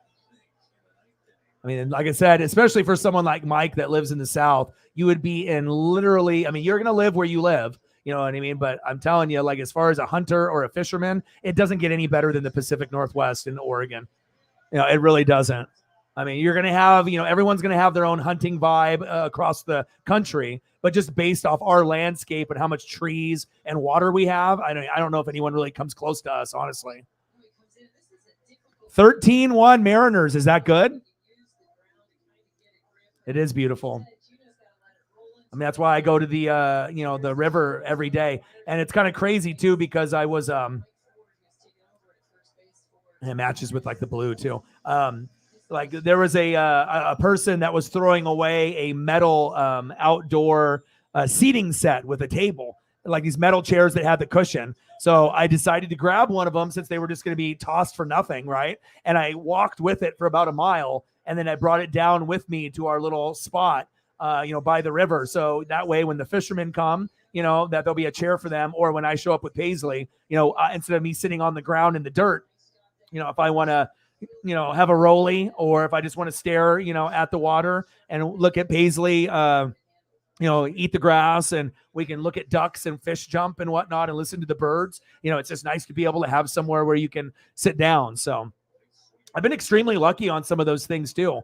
Like even this computer chair, there was a guy that was going to toss it. It's like a $200 or $300 chair, like brand new. Those like ergonomic chairs, they usually run, anywhere between $200 and $400. And even if it's used, a lot of them still used will go for $100, $150. Guy was just going to be like, I don't want this. And so I remember when I was walking Paisley, I dragged it, I think like 3 miles with me, because I just got started on my walk. And, it was an opportunity that I either get this amazing computer chair for streaming that's better than my old one, or I just don't and someone else gets it. So I said, fuck it. So I just took Paisley on a walk. I probably should have just sat in it and had Paisley pull me, as I walked her. That would have been a good YouTube video. But yeah, I mean, like I said, sometimes, you have these people that are rich, or they just get new upgrades and they just don't want to deal with the piece that they had. And, I talked to the guy, and like I said, all I had to do was just get some wipes, sanitary wipes, just gave it a nice wipe down, clean everything. And I mean, it's 1,000 times better than my old chair. Like the old chair with the black back on it, I mean, I could only sit in that thing for about an hour before my back hurting. With this one, with the ergonomic, I can be in this chair for 4 or 5 hours and I'm good. So you never know. But luckily, I went back after I put the chair there, and no one stole it. So I don't think there's really a lot of crackheads or anything. There's like an RV park where some people live over there, like in between. But like I said, I think that the fishermen are going to be like, oh my God, this is awesome. So that way they can set up their gear and they can move it. I hope that nobody takes it. You know what I mean? It's not like a super fancy chair, but it's metal. It's got a good frame on it. It's got a good cushion, for the butt. So when you're sitting down, you're comfortable. So, and it's funny, like just being in a comfortable chair, like out in the wilderness while you're looking at the water, it's so much better, than me sitting on the fucking ground and whatnot. So. Just visiting a special secret client. I can't say who it is, but let's just say she bundled her dream house and her dream car for around-the-clock protection with Progressive. She has another house in Malibu. She's been an astronaut, an architect, a CEO. Yeah. But also, too, you have to understand you're an Alabama fan. So your expectations for football are way more higher than anyone else on planet Earth because you expect the best of the best of the best because you have Saban and you're winning all these championships. For a lot of us, we're never going to ever taste what it's like to be a champion ever. You know what I mean? So, for a lot of the others that are out there, he might have been erratic, but, I mean, it's going to be good for the Oregon State Beavers. I mean, to get someone from Clemson, you know what I'm saying? And even if he was a little erratic, you could have said the same thing about Bo Nix, at Auburn. But when he came to Oregon, he did pretty good, a little bit better than people expected. So it depends on the supporting cast as well. But I do get what you're saying. But not all of us can be blessed like you with Saban and all the greats that you guys have with all those NFL players. A lot of us are not in that same boat. I mean, hell, I'd take Saban.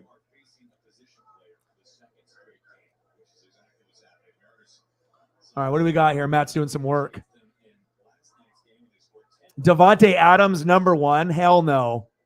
The list is already off. If the list doesn't have Justin Jefferson number 1, then it's completely wrong. Davante Adams is incredibly talented, but you can't tell me there's not barely anyone on planet Earth that wouldn't choose Jefferson over Adams. Jefferson is going to end up being one of the top 5 of all time, probably even better than Jamar Chase, and that's like Randy Moss, T.O. comparison. Based off guys that played at the same time. Devontae and Tyreek are great, but when it's all said and done, Jefferson's stats and numbers are going to be Jerry Rice, Randy Moss, Jay Jetta, T.O., Megatron. Like, I feel Jay Jetta could be as high as number 2 by the time his career is over. And hell, I picked him number 1 in fantasy last year, and some people laughed at me. I knew that he was going to be the man. And it's not like Adams being a 2 or 3 or 4, but this list is already fucked to me a little bit. I would definitely not have Adams 1, Jefferson 1, and then I would probably go, personally me, Jamar Chase 2, then probably a tie between Tyreek and Devontae after that. Hopefully Kupp can stay healthy. Scary Terry, way too high. Way too high. Debo, it just depends on who the quarterback is. Evans way too high because we don't have a quarterback anymore. DeAndre Hopkins way too high. Garrett Wilson way too low. DK way too low. Amon-Ra is a top 7 wide receiver, and you could argue that he'll put up numbers just as good as Devontae, Jefferson, Tyreek, Chase, and Diggs.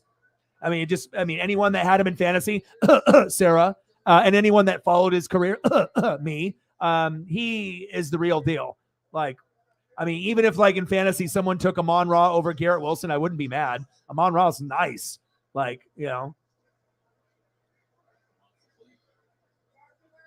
DJ Moore is too high.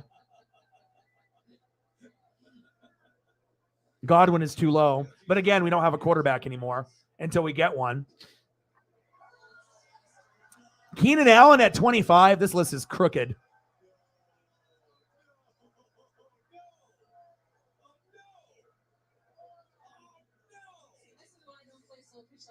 Because of this right here. Because Jared Kelly's just like, how do I live this down? It's just, that's so slow. It's so bad. Yeah, it's not his list. It's like PFF. So, yeah. But you know why they did that? And you know why? Remember when I told you about lists that are fake and they want to be able to get people's reaction? You know what I mean? Like, I can give a list that I feel that will be honest and real, right? And some people will appreciate it and some people won't. But for people that are fake and people that are fugazi, people that are looking for ratings and clicks, what do? They put always someone at 1 that doesn't deserve to be there. So they could have put Devontae at 1 or Tyreek at 1, right? Or put Jamar Chase above Jefferson, and then you already have an argument. You know what I mean? Right there. You know what I'm saying? Because obviously anyone that knows football, if you don't have Jefferson at 1, then obviously we haven't been watching the same game. And I know Devontae and Tyreek are amazing, but if we're talking about longevity and we're talking about where they are in their career right now, and who their quarterbacks are, it definitely to me would be Jefferson 1, Chase 2. And Adams and Tyreek are great, but who's to say that like Diggs, Cup, or Garrett Wilson or Amon-Ra St. Brown can't have numbers close to them? So, but you know what I mean? So, of course, when they put out this list already has no credibility because you have Devontae at 1. It's like when they do a top 10 list and Mahomes isn't 1. They have Mahomes at like 3 or 4. Then it's already a bullshit list, Like they have a PFF quarterback top 10, Josh Allen number 1. Bullshit list, That's why sports talk is dead. That's why, like on TV and podcasts, because people are so used to the lies and the fakeness and the clicks because they want to be able to get those gullible people to react. The smart people, we don't even react or even watch that show or click on that post. But then you get those suckers or the people that are young, and then they'll be like, Devontae Adams isn't 1, dummy. It's Jefferson. They know that. I know that. Everyone knows that, but that's how they got you. They wanted you to interact. And if they put Jefferson 1, maybe you're not going to react to the post, but they got Devontae or Tyreek at 1, then you got an argument. You see what I'm saying? I got to try to educate a lot of y'all, and it definitely shows you. It's not that they're stupid. It's actually strategically lying to people to get a reaction. But also some people are stupid. That too. Oh my God. You would be in heaven. You I don't even know. Like, it would be amazing. Yeah. Chuckers, deer, elk, all kinds of fish, trout, sturgeon, you name it.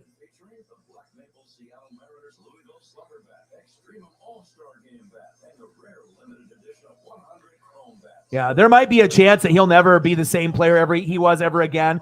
And ultimately he won't be because there's no more Drew Brees. Drew Brees made him, and got the targets to him. In that scenario, Brees to Michael Thomas was like Aaron Rodgers to Devontae. 70% of the fucking targets were going to him, and he has good hands. So people wanted to make fun of him and call him Slant Boy, but they couldn't stop him. And Ohio State, they developed good pros on offense and defense. So that's why they drafted Olave, and it wouldn't surprise me if they end up bringing someone else in. Even if Michael Thomas, ends up, getting traded or cut or injured, or being a bust, and AK-41 goes to jail, Kamara, the Saints are still going to be good. They have too much depth.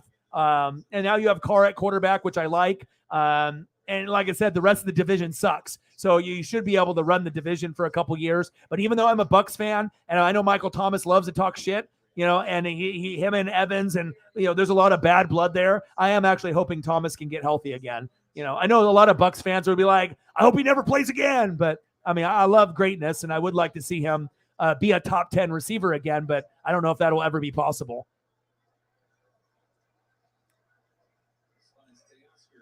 Yeah, but this is current players, not past players.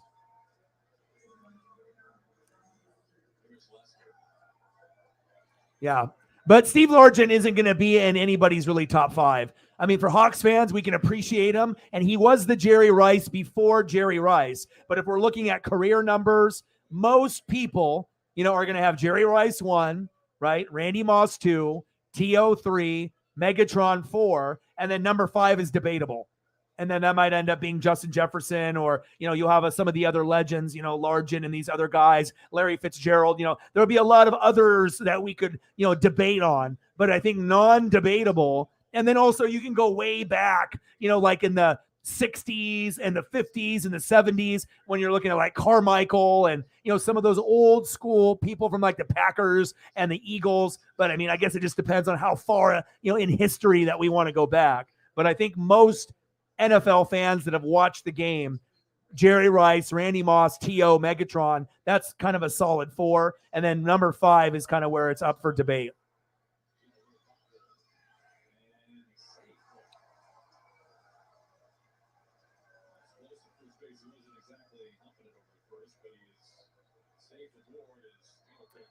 Yeah, but the thing is, they are getting a lot of pub for Najigba, where, you know, Doug Baldwin Jr. And like I said, if DK or Lockett get hurt or one of them leaves, you have another guy to fill in perfectly, and you're not going to miss a beat.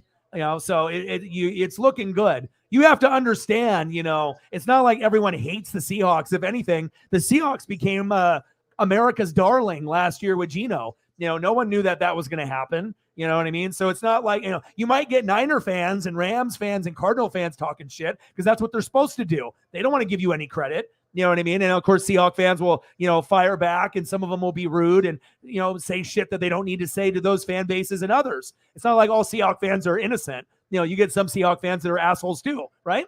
You know, so, you know, but it's okay to be the underdog.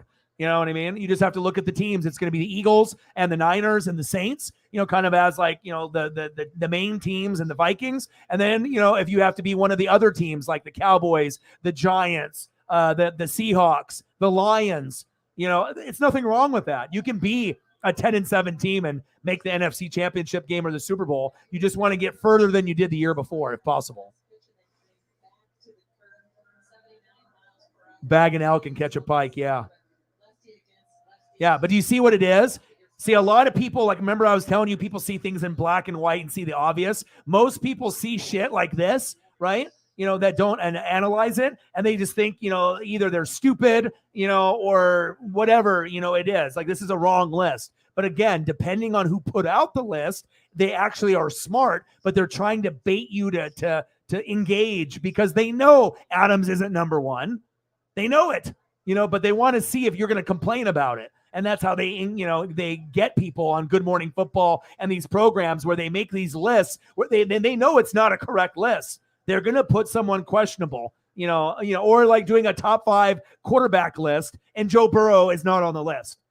Yeah, I'm not even going to look at it. You know, of course they're doing that. So it'd be like, what about Joe Burrow? And then you see 100 comments, Burrow, question mark, Burrow, eyes, emoji eyes, Burrow. You know, they you know, some people are stupid, but some people are calculated liars. You know what I mean? And we definitely know a lot of those people in our lives too. Sometimes you have people in your life that are that way, you know, that are toxic and that are liars, you know, and sometimes people don't realize that they're being lied to. They're being played, but you just, you know, it's either you see it or you don't.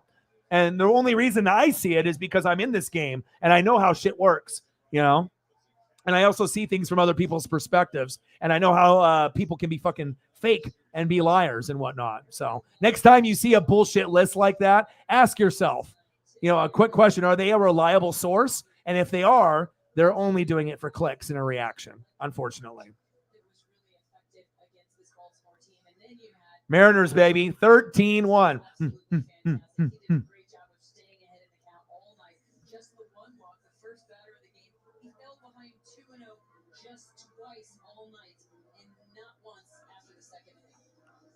Lopsided win of the season for sure for the Mariners. 13-1. What a statement to open up this series. Mariners postgame starts right now. Nathan Radley, it's all yours. All right, Aaron and Hans, we will take it. Thank you very much. All right, now I know we're impressed with the offense. I got to go to that Dodger one now. 13 runs tonight, but we've got to figure out how to score against the EP, the emergency pitcher. Yeah. I mean, last night. I've never heard that. Yeah. Is that the official line for it? I think so. Emergency pitcher? I think so.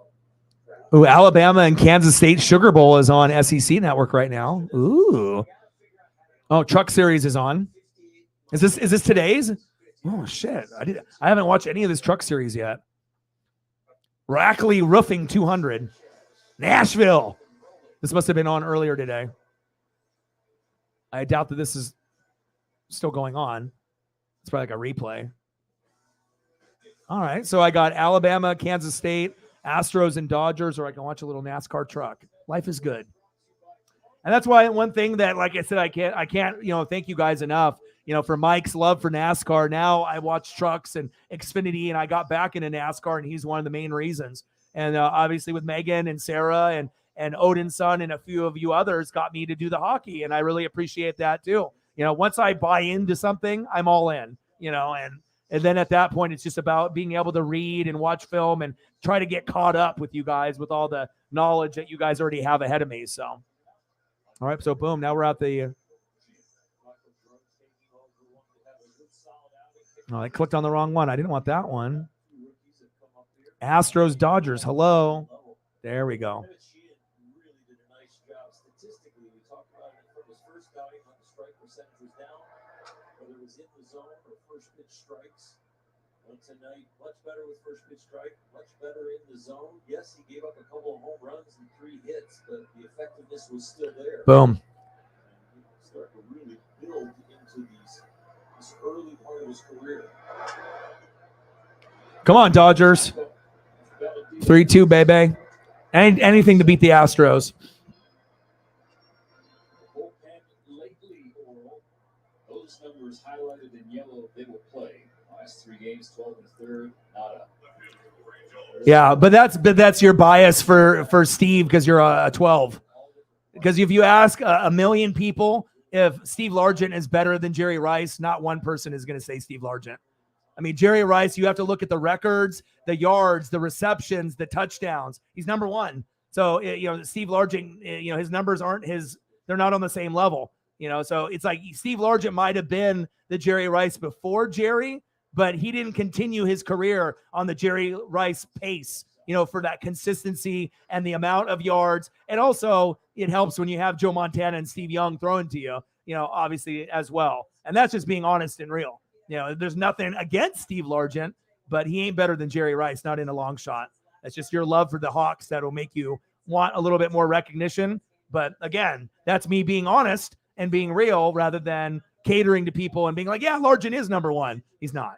He's fantastic. And he was one of the OGs before Jerry, but Jerry Rice is so far ahead of Largent, it's not even funny.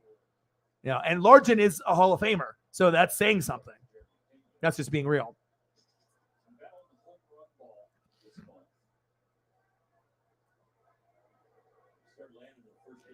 Jerry can be on the record, but what is it about, about being the best of all time? Some people think Jerry Rice is the best football player of all time, not just receiver. So if you actually look at Steve Largent's numbers and Jerry Rice's numbers, I know you don't want me to pull him up because then, he can say it all he wants, but it's not, that means he's better than him. You know what I mean? You can give somebody a compliment, but again, you can't take that compliment and take it to heart. Like, he honestly thinks that Steve Largent is better than him because he doesn't. Period. That's just being real.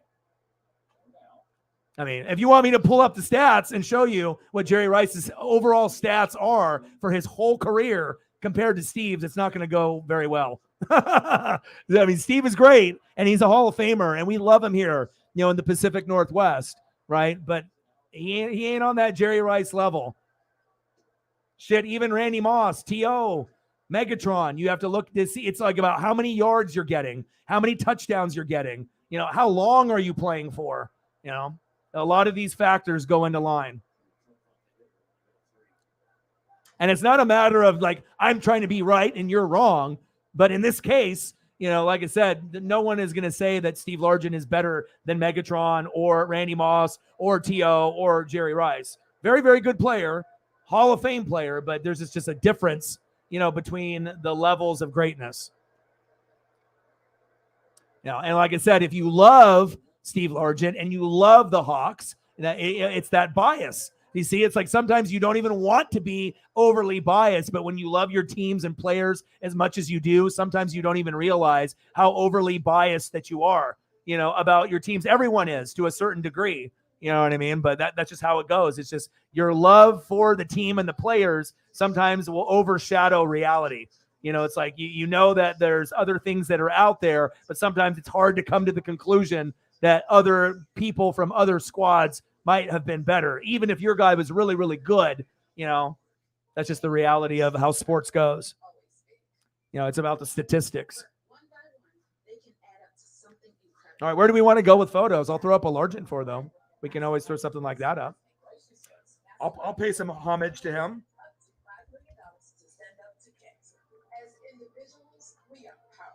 And like I said, Steve was the guy before Jerry Rice, you know. But again, he didn't have that same kind of longevity in his career. And that's really what it comes down to. How many years did you play? How many records did you break? How many, touchdowns were you averaging? Still a hell of a player, though. But do you see what I mean, though? You know, it's your love for the team and the player. So it's like you almost give them this extra credit, you know, that other people maybe wouldn't because you love them so much. See, that's why, you know, when people, even when they're not trying to be biased, sometimes that bias comes out because you just have so much passion for your favorites. But you got to look at things from a full perspective, not a Seahawk perspective.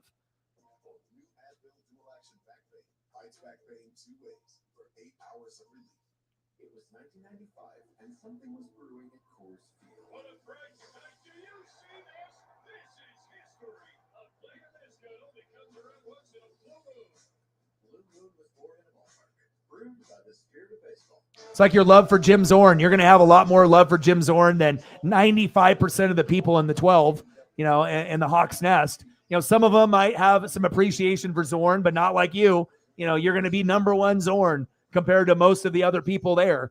You know, I don't even have to be a part of that chat to know that. So.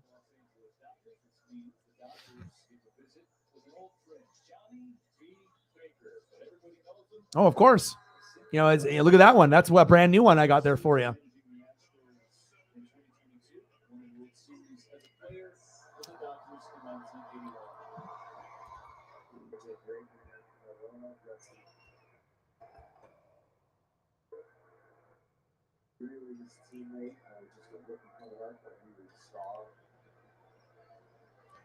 All right, so just to give you a little perspective, and that's why, like I said, I try to teach people, you know, no matter how much we love our, you know, teams and our players, you know, sometimes you got to have like a reality check and look, like sometimes, you know, you can have an opinion, but if you don't actually look at the facts and the numbers, then the opinion might not be correct. You know what I mean? So career for Steve Largent, Hall of Famer, great, right?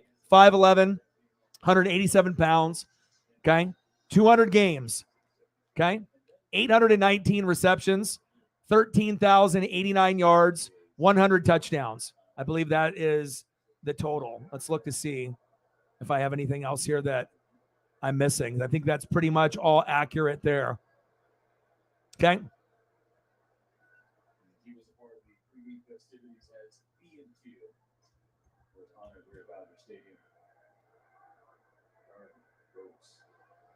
All right, are you ready? All right, so just to kind of put it in perspective, okay? You know what I mean? And like I said, this is why I read and I do film, and this is what it is, okay? So again, Steve Largent, before Jerry Rice, we had Steve, right? 13,089 yards, 100 TDs. Jerry Rice, the GOAT, greatest of all time, and some people argue he might be the best football player, even over Peyton Manning and Tom Brady. Jerry Rice was like that good. Not only as a wide receiver, but like overall. He's probably the only offensive player that's not a quarterback that you can say that about. Jerry Rice, 22,895 yards to 13,000. So he's got almost 10,000 more yards, 13,000 to 22,895. So 23,000 yards to 13,000 yards. He's got 10,000 more yards. It's almost a whole nother career, okay? 100 touchdowns for Steve Largent. Jerry Rice, 197. Number one, almost 200. So he doubled him in yards and doubled him in touchdowns. So again, you have the love for Largent and the Hawks, but if you don't know stats, then you're going to come across that you may not know as much as you think you know. You got to go look at the stats, you know, and sometimes it's just the bias of loving those players in your team. You got to be able to look at the stats, you know, before sometimes comments, you know, come out. Because if you're going to be firing off stuff like that and the Hawks Nest, and you wonder why people argue so much, you know, a lot of times people don't fact check or they don't know. And so you just make these opinions and you say them and you think you're right, or you have a feeling that you love this opinion, But then you go back and you look and you're like, oh shit, fucking 100 more touchdowns, 10,000 more yards. Yeah, Steve Largent was not better than Jerry Rice. So,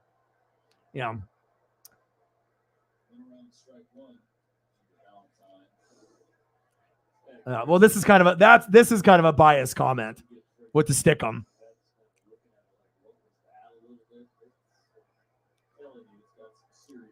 I mean, we can just give Jerry Rice his credit. You know what I mean? You see what I'm saying? Largent's great, but 100 more touchdowns and 10,000 more yards. There's no argument. Yeah, but it's just you're defending Steve when there's no defending to be done. You love him, and that's fine. You know what I mean? But I'm just trying to help you out because I mean, if you're gonna, if you want to get in arguments with other people in other rooms, that you can go, you can have those arguments with those people. But like I said, really, what it comes down to is stats. And if you are a stat person, like I know you are, these are the things that need to be looked up.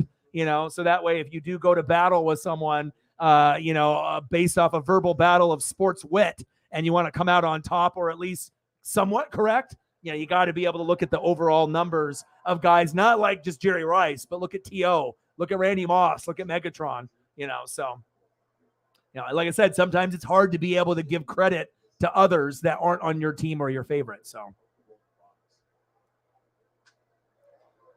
where's the proof that Jerry Rice used stick 'em? Where's the proof?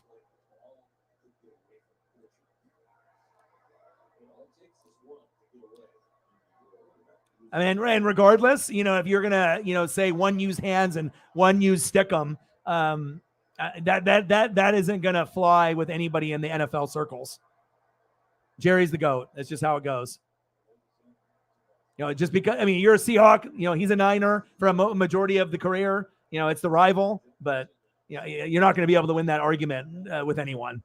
You know what I mean? You love Steve, that's fine, but no one is going to put Steve ahead of those other four. And that's just me being honest. You can ask anybody in the room or anybody, that knows football heavily. You're not going to get anybody that puts those people, above people that have better stats, throughout a career. Yeah, Barry, obviously with me, Joe Montana, Jerry Rice, Barry Sanders, Bo Jackson, Dion, Derek Thomas. You got it, brother.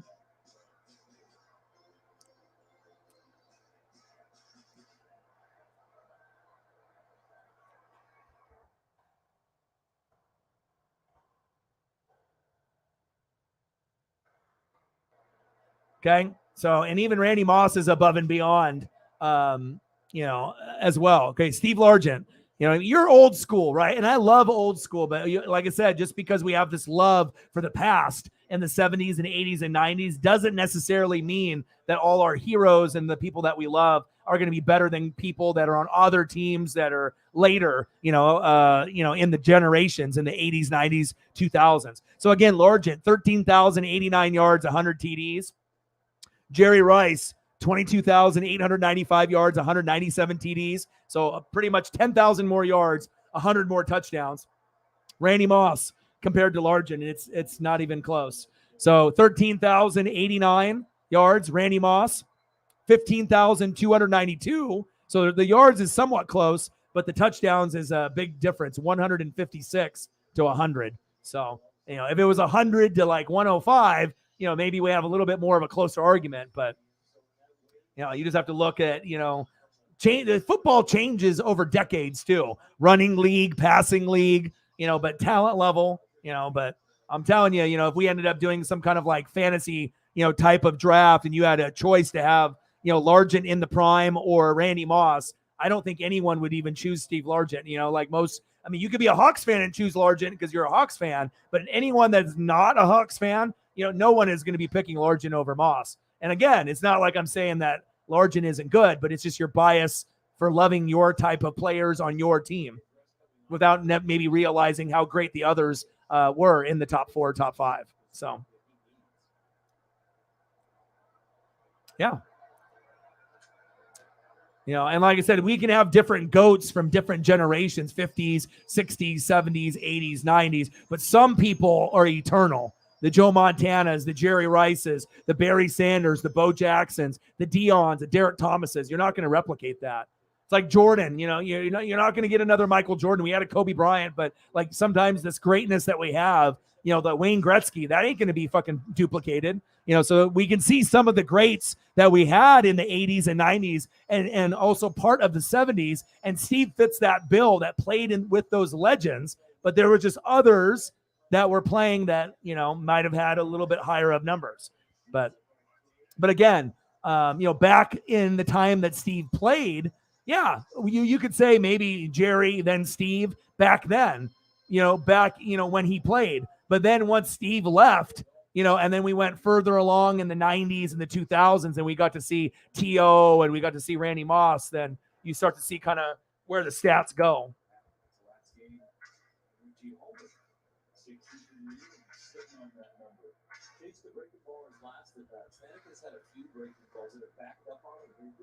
I mean, even T.O. is above 15,934, 153 TDs.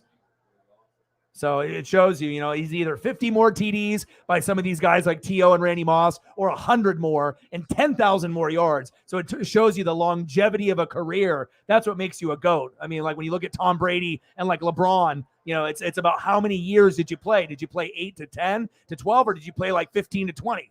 And how good were you late in the career too?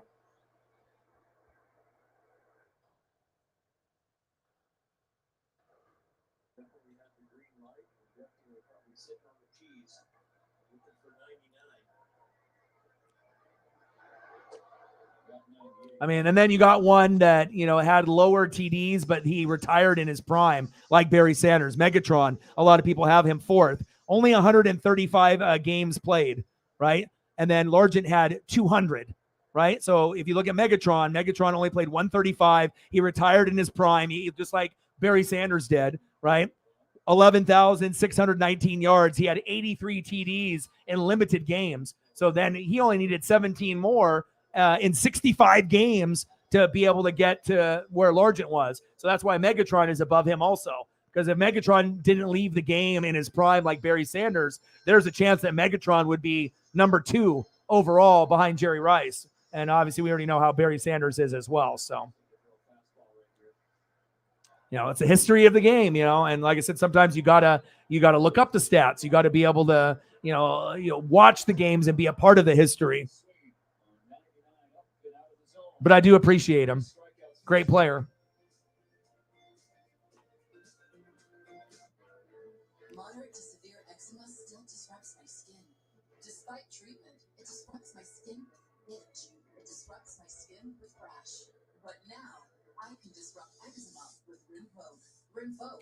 It's like, I don't think people really realize, Jerry's numbers unless you actually watched his career. If you actually watched the games.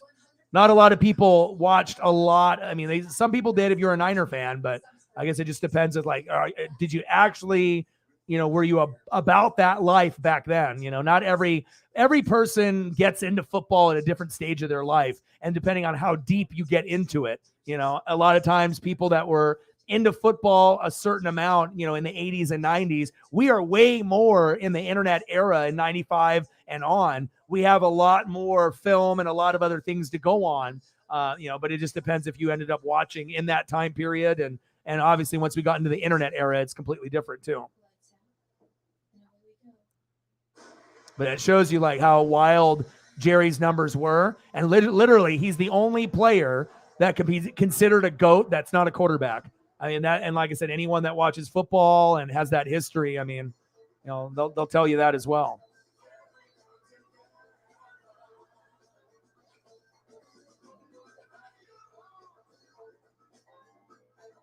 Mike says, stick 'em.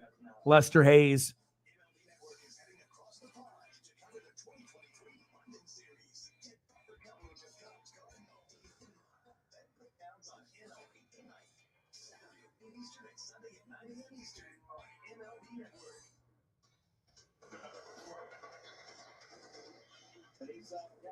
Two more Astros this weekend, Saturday, Sunday here at Dodger Stadium. Latest before 4 p.m. starts, Saturday on Fox, Sunday on ESPN. Off day Monday, then the Dodgers hit the road. First in Colorado, then it's on to Kansas City. Yeah, but to be like, Jerry used Stickum, come on, I mean. Like if you have to actually know Jerry Rice's real story and why he's as good as he is too. You know, his dad was a bricklayer, and the reason that Jerry's work ethic was better than any wide receiver that was out there, including Largent and Megatron, like no one's work ethic is on Jerry Rice's level. You know, if you're on top of roofs and you're doing bricklayering with your dad, and then you look at all the, you know, types of workout regimen that he did when he was playing, there's a big difference. Why are the GOATs because the GOATs work harder than anyone else. You know, that's why you have like Jordan and Kobe Bryant and some of these people that are in that conversation, is because, you know, what they do when people aren't watching.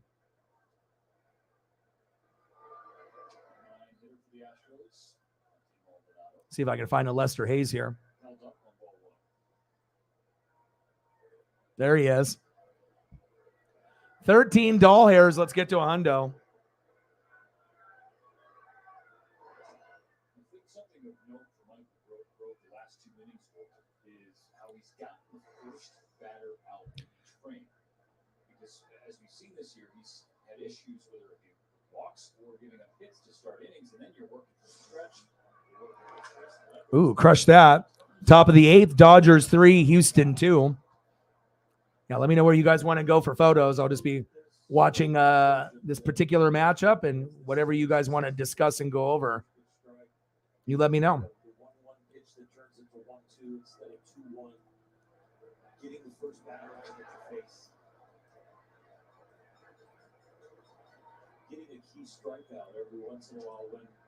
Let's go, baby.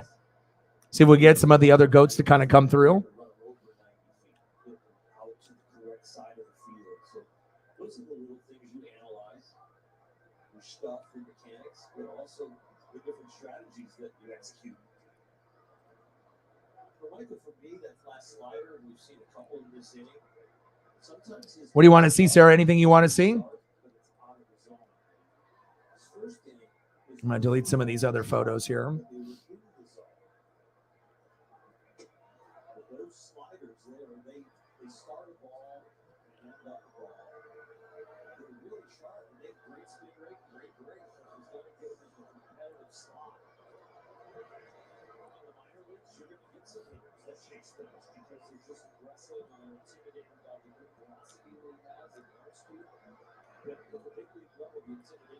I know.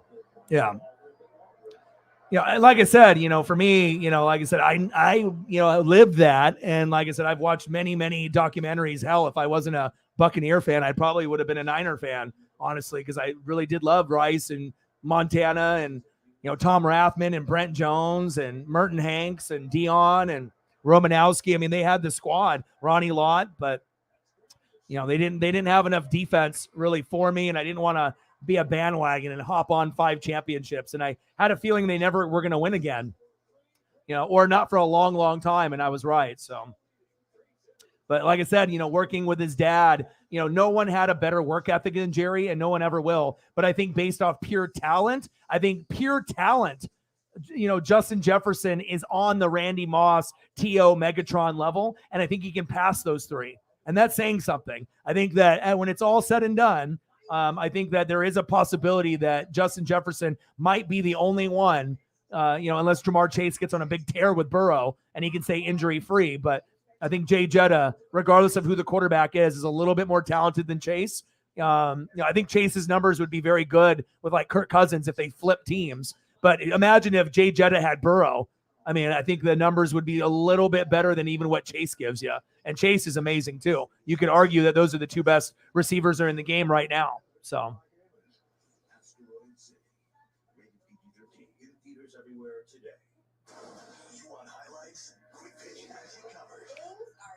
Yeah.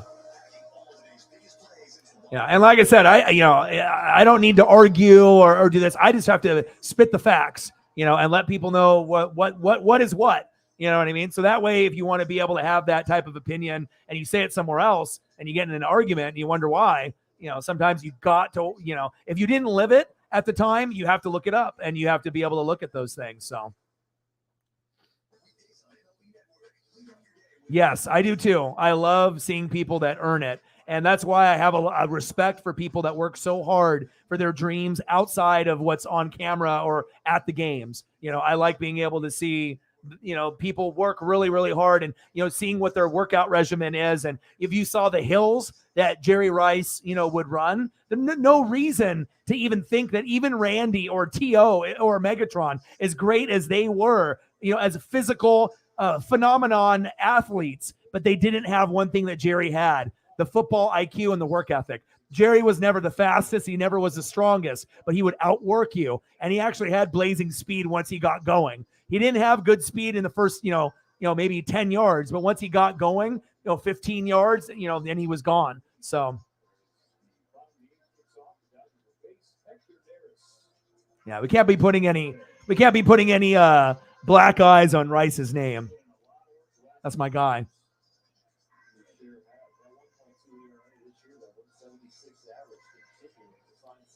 Ooh, Marvin Harrison. Love me some Marvin.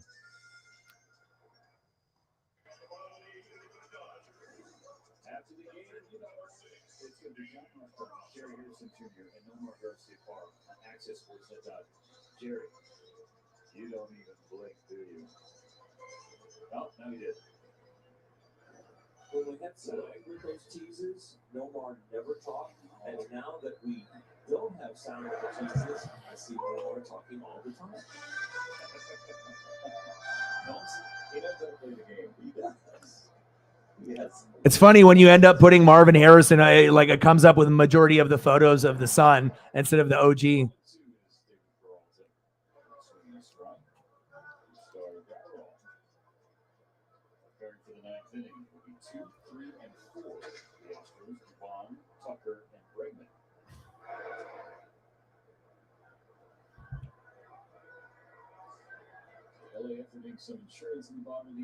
Yeah, I do like Walter Payton a lot too. Earl Campbell, Walter Payton, you got to be able to see some of those bruiser backs that were in like the 70s and 80s, and Eric Dickerson, and the way that they ran and whatnot. Yeah, like as great as Earl Campbell and Dickerson were, I'm definitely Walter Payton. Like Walter Payton was like the guy before Barry Sanders. You know what I mean? Different type of style. And then obviously you go back further, Jim Brown. We always have like each generation will kind of have a guy: Jim Brown, Walter Payton, Barry Sanders over Emmett. Even though Emmett was great too, but he wasn't Barry. I start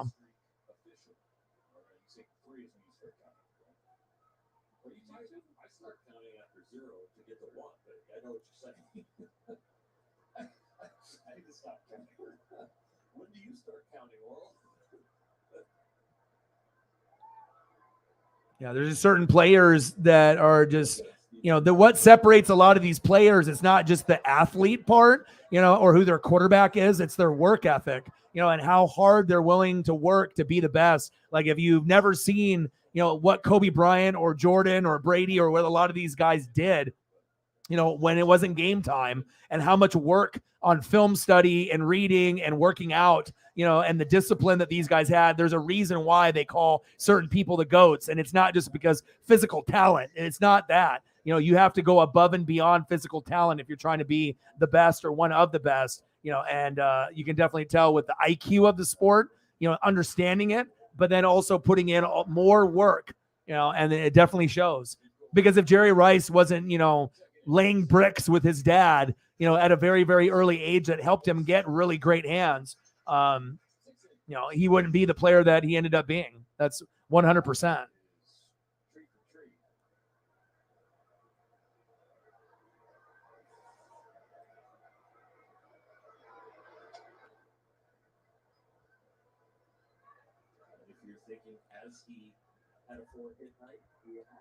Too bad Reggie Wayne and Dallas Clark and Marvin Harrison aren't on your team right now.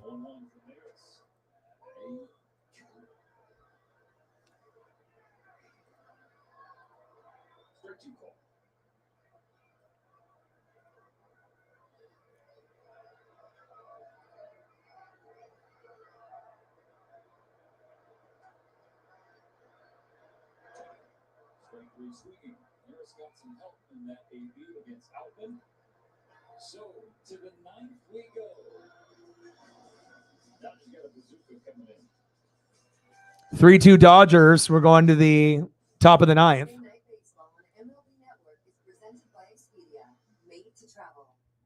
I gotta get you your Colt logo. A designer, and an engineer, all learning to save and spend their money with Chase. The chef's cooking up first with her new debit card. The designer's eyeing sequences out, flat, while mom is eyeing the spending. Nice. And the engineer? She's taking control of her own account for college. 3 futures, all with Chase. Freedom for kids, control for parents. One bank for both. Chase. Boom. I gotta get you a bigger logo. That was too small. We serve those who serve us by offering the best discounts on Maybe this one. brands to our nation's heroes. And by doing it- Little baby logo, little baby Colt logo. We need a bigger one than that. Maybe this one. Yeah, there we go. We went from a baby to an adult. There we go. That looks nice.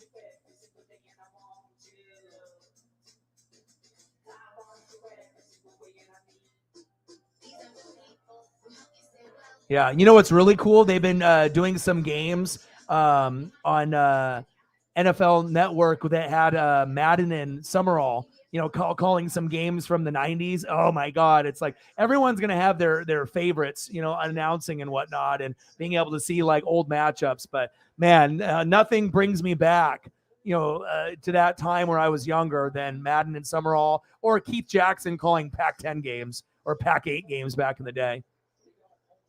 Yeah. And like I said, I have a lot of love for the history, but then also too, I experienced a lot of that history too. And if I didn't, obviously, you try to get on that same level as much as you can.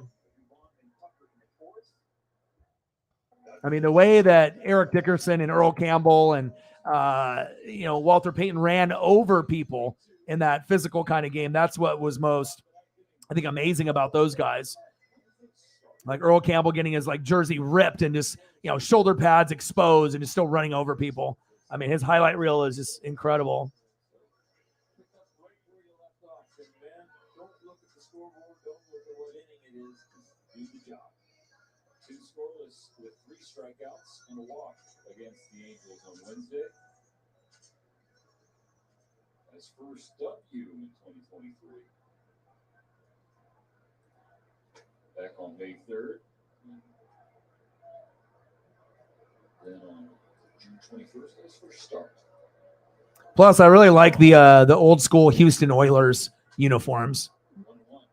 Those are fire. I could definitely rock like a Warren Moon throwback. Top of the 9th, 3-2 Dodgers. Come on, baby. 16 driven in. Grounded to Bush at third. 3 fastballs, 3 without standing. Yeah, me too. Every time I hear them, it's like when I played my PlayStation 2 for the first time in 20 years. It gave me chills, to be able to pick up some of those games. And I sucked at some of them and I got frustrated and turned some of them off, after like maybe 10 minutes, and I decided to go to another game. But it was cool to be able to have those memories from that time period, for sure.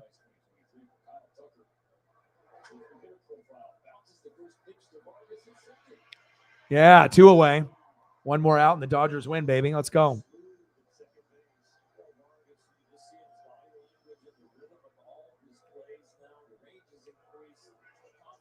You know what I like? I like the guys that have like the grandpa voice, the Vin Scully's, the Keith Jackson. They just have like a soothing grandpa sport voice. It's not forced. Vin Scully had the storytelling. That's what made him so good. And Keith Jackson, just the tone. Sometimes you just have to be able to find the right tone. And like I said, with me, I don't sound like anybody else on YouTube or Twitch. Like everyone's voice is a little different, but there's some people that sound similar to others that are out there. But with like Keith Jackson, I mean, nothing is going to ever replace those memories that I have. I mean, I really did look forward to Pac-10 games with Keith Jackson. And even to this day, him and Madden and Summerall are, in my top 5. I love those guys. Obviously, Gus Johnson, is one of my favorites now and whatnot. But nice. Dodgers won. Let's go. Heck yeah. Yeah, yeah, yeah.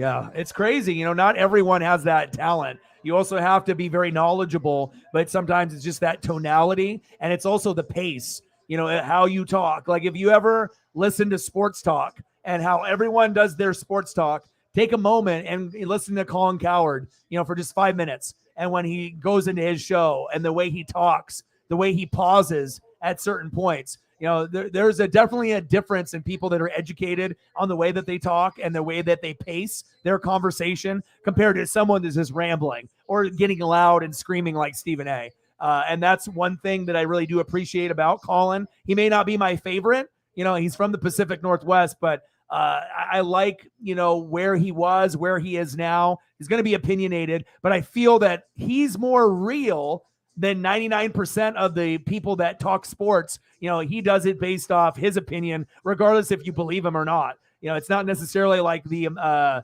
you know, producers are going to be like, Colin, be like Skip Bayless and say this. You know, say the Seahawks are going to win the Super Bowl. You think he's really going to do that? You know, you have to have some kind of credibility. And I think sometimes these sport guys, you know, they don't care anymore. It's just about the paycheck of getting 5, 6, 7, 8 million a year, you know? That's facts.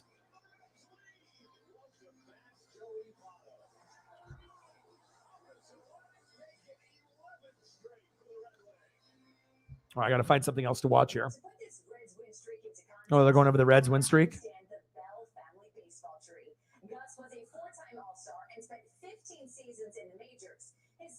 All right, I think I'm going to go to the Truck Series or the Sugar Bowl. I didn't get to watch any of these trucks, so I think I'm going to watch trucks. And I love Michael Waltrip. You know, like I said, I always liked him with DEI and Dale Jr. And I know some people think he's just a fucking goofball or whatever, but I like who he is. I think he's a real genuine, good human being. I like his voice. I think it's awesome that he's a part of NASCAR in the booth. And what are we at here? Nashville, and this was today, stage 2, 62 laps in out of 150. All right, awesome. So I got about half of the race still to go.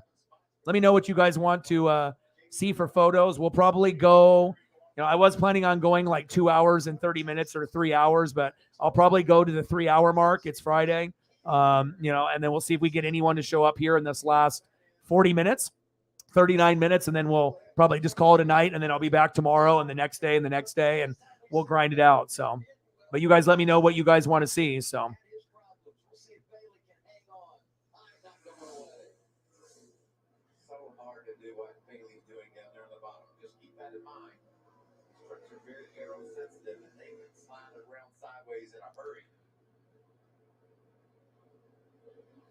Coming junior on top of the box. That's when you got to really curb your enthusiasm. You got to just factor down just a little bit. Make sure you don't make a mistake. So a lot of racing left tonight. 41, been impressive tonight. Yeah, I imagine too. Well, you're a little bit older too, you know what I mean? And I know with my dad, you know, he grew up in the 50s and whatnot. So, you know, to go through the 50s and the 60s and the 70s and, you know, 80s, 90s, and, you know, see how things are now. Yeah, definitely things were a little bit different. And even before that as well. So absolutely. What do you want to see, Mike? You got anything else that you want to see? You guys can just start firing off some like things that you want to see. I can throw up some Red Farmer, some NASCAR stuff in here. We can sprinkle that in. I mean, like I said, I do these things for you guys. So.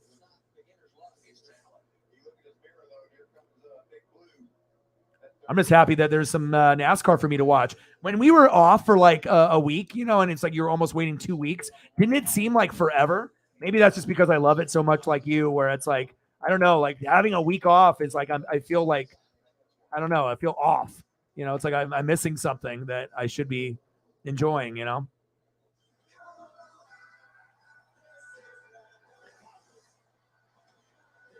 Yeah, but I definitely think with the, you know, analytics and the stat page, it's going to really help, you know, with the other things too. Because then if you get like this, you know, you got the page with like, you know, the order or, you know, the scoreboard and whatnot, and we can, you know, do some photos on top of that, then it's like we're not even missing anything. Alabama gang.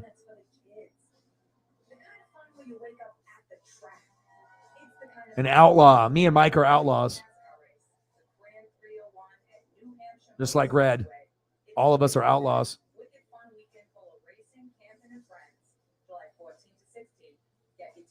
And the cool thing is also too with the history, you know, I mean, it's like every time I look at this photo, it's like one of my favorites too. The car, the decals, the clothes, the people in the background makes you really understand what things were like back then. And he's still doing it to this day too. What an OG. Yeah. Nice. And then we got Xfinity tomorrow, and then I got to actually look at the schedule to see what we got going on tomorrow for NASCAR on Sunday. I definitely want to do the NASCAR race. I mean, hopefully we get people to come through with it, but I'm pretty sure we're gonna do that. So that will be Nashville, and that's on at. Ooh, it's late. It's on at 4. Ooh, I like that. A night, kind of a nighttime type of vibe. All right, so we're going to do NASCAR, and I want to be able to use the NASCAR.com page, you know, for what we're doing. So we'll do NASCAR for sure on Sunday at 4. That, you know, maybe I'll do more than one stream that day. I don't know. And then let's take a look at tomorrow, at least for baseball, and see what we got going on. If we'll do another freestyle stream or if we'll. Oh, and then don't we have is AEW's pay-per-view this weekend, Sarah? Are you going to order it? And then we got Cubs and Cardinals in London. Ooh, I wouldn't mind doing that. In London? Like, what does it look like there? I haven't even seen pictures of what it looks like there, Sarah. Mariners and Orioles play at 1. I could possibly do that. Who's pitching? Ooh, Bryce Miller is pitching. Oh, I might have to do that tomorrow. I might have to at least do the Mariner game and then maybe do another stream. But if Bryce Miller is pitching, and it's Kramer versus Miller, 8-3 versus 5-3, and that's at 1:00 tomorrow. So maybe I'll do that as one stream and then maybe do another one. Let's see, like a freestyle stream maybe in the evening or something afterwards. Let me look. Let's see Saturday's schedule. What do we got?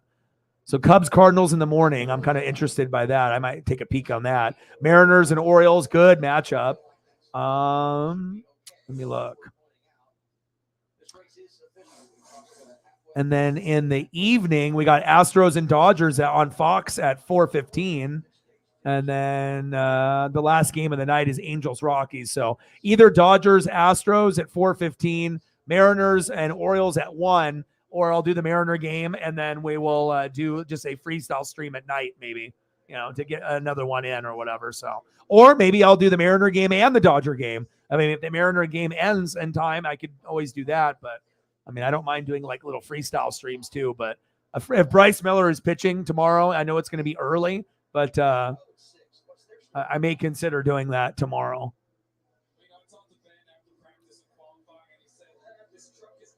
Are you going to buy it? Okay. Oh my God, I would be in heaven. Are you kidding me?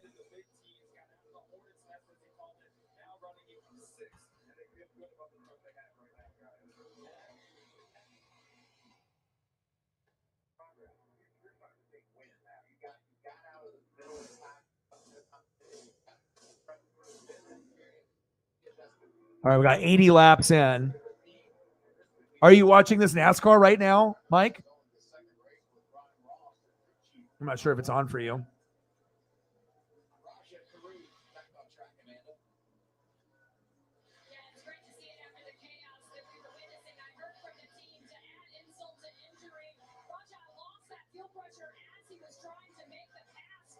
Oh, baby. Yes, he is. Yes, he is. Bald? He's going to be a bald boy? What's going on with that?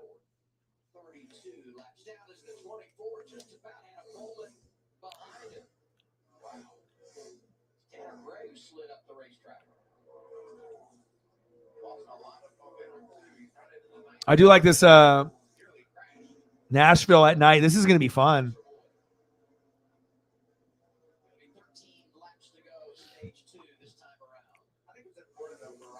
It's cool that this is on for me right now, too, especially if there's nothing else on. I mean, besides that Alabama-Kansas State game that I've already watched like 4 times.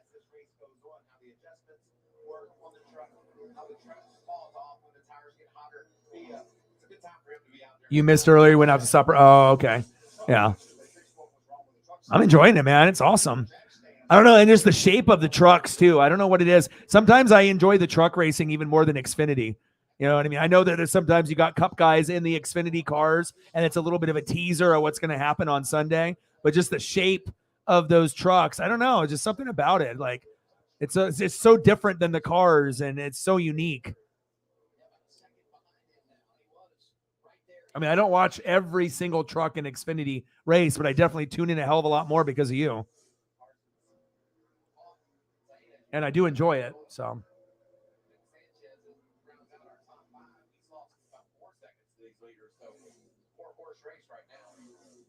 I gotta dig a memory for you.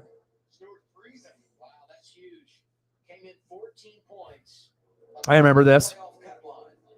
Budweiser 8.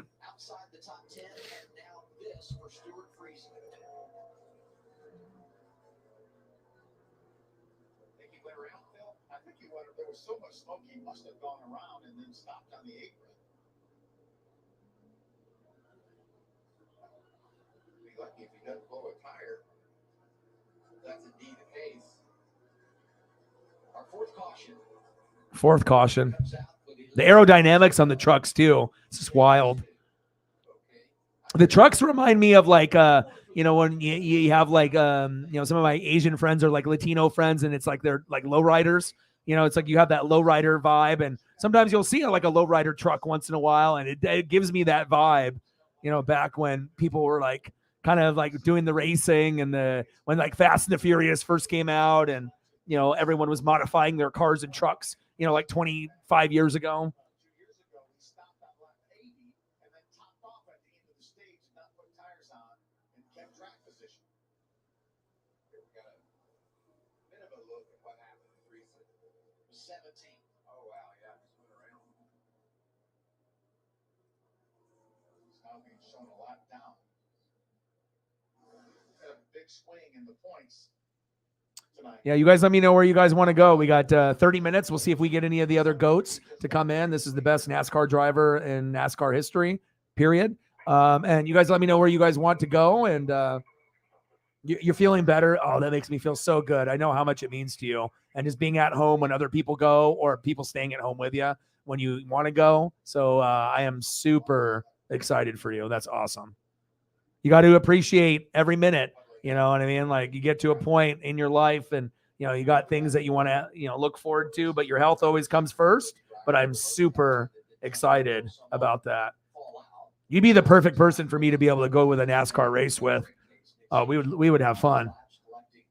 Stage points in stage 1, in line to do it again here in stage 2. The driver right now. Okay, no worries, brother. To fall out at least after tonight's race. Okay, no worries. Well, we got 28 minutes, so any of the few of you, you know, if you guys want to see anything, you know, and we'll see if we get any of the other GOATs to come through to, you know, maybe save the day. We'll see if we get you know, any other people to come in and like or sub or possibly donate, and then if not, then we'll be back tomorrow and we'll figure out where we go. So.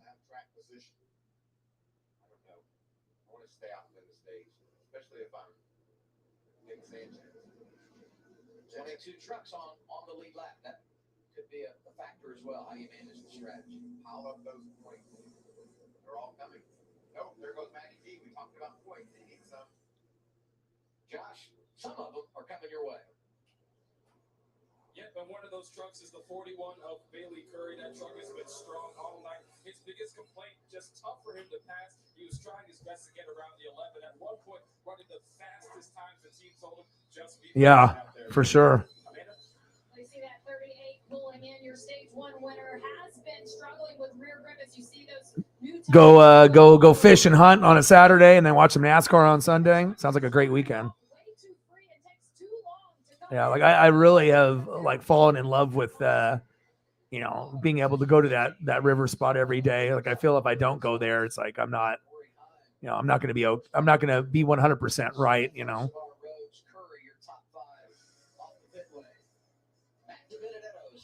I'm going to get you some Alabama gang. Money stresses me out, so I got this Experian app, and now I'm checking my FICO score. I got a new credit card, and I'm even finding ways to save. Finally, getting smart about money feels really good. See all you can do with the free Experian app. Download it now. Blackstone knew you deserved a better way of cooking, igniting an outdoor cooking revolution with more than 8 million grills sold, creating better backyard celebrations. Your breakfast is better.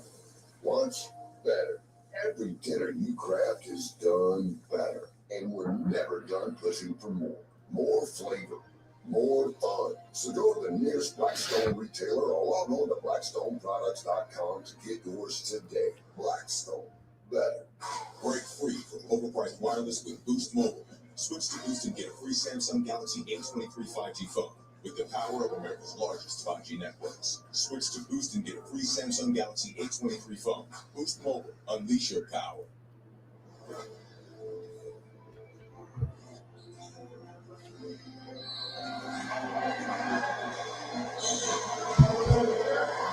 Sarah, did you watch any wrestling today? Did you watch any Rampage or SmackDown? I haven't watched any yet. I was gonna say, was Rampage or SmackDown any good? Municipal. Buying a house is complicated and confusing, especially now. But it doesn't have to be. That's why who you work with matters. Together with HomeLight, we find solutions for every buyer. Whether you're looking to make an all-cash offer, find the right loan, or negotiate with confidence, Our team helps you get the home you love every time.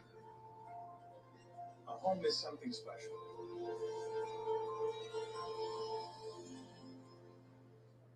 This weekend, the USFL playoffs take over prime time. Tomorrow on NBC, it's the Northern Championship game. Then Sunday on Fox, Birmingham will be rocking in a final showdown for the South. The USFL. Oh, this is a cool little graphic. Well, Faza son. Oh, that's cool. Look at that. NASCAR's greatest father-son driver pairings ever ranked. Damn, I don't think I've seen that before. Oh, I bet. Absolutely. We already know how expensive that can be. Like, you don't even want to, buy too many things, and all of a sudden you get out, right? Barely bought anything, and you're already at like $40 or $50. You're like, how is this possible? Yeah, I figured you'd like those. All right, I got 92 laps in out of 150. Stage 2, 4 to go with the trucks here in Nashville.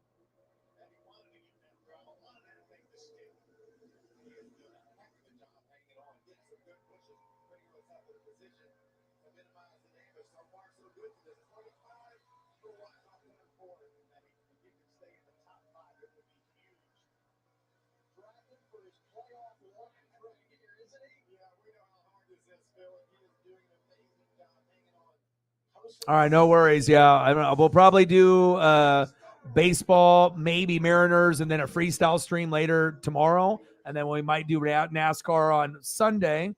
And then, like I said, then we'll probably end up doing like a freestyle stream on Monday. We'll kind of play it by ear, and we'll see what we got. So, no problem. Have a good rest of your night.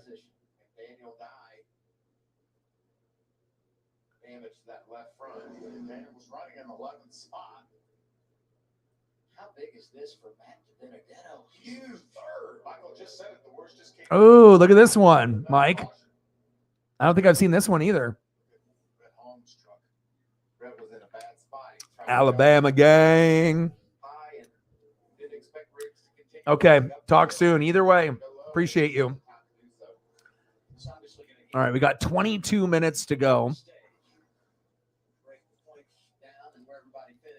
So anyone that's in the room, whatever you guys are looking at, you never know if we'll end up getting Chief or Shep or someone that, is just out and about and see that we're still streaming. Not a lot of people are probably live streaming at this point on a Friday night. That's already Saturday morning for some people. There it is right there for Lane. And then watch. He lets that truck roll up the hill instead of locking the brakes down, and there just wasn't anything Brett Holmes could do. I mean, he could have tried to keep the path up top, but he was going to hit him either way. Yeah, it looked like Lane should have locked those brakes up and just stayed whatever path he was on.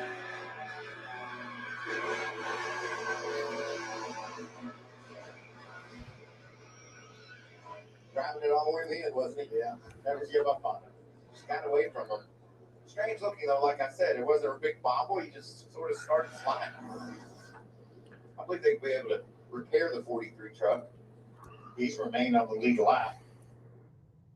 A huge break for Stuart Priest, and I believe he will be our free pass. Take that spin. That'll end the night for Brett Holmes. Unfortunately, we saw the damage on the front of that Chevrolet. And we talked about Lane Riggs during qualifying earlier today. His dad, Scott, won the first ever truck. All right, looks like I got a snippet of today's race that I'm watching right now. Xfinity wins in 02 and 03. So the Riggs name has done some really positive things. 55 laps to go. I like the night races too. We haven't really been obliterated with a lot of like weather delays. I mean, there's been a couple where they got canceled or they had to do it the next day, but I feel that overall we've had a lot of, races going to overtime and whatnot, but the weather hasn't affected too many yet. But again, we still got quite a ways until the season's over.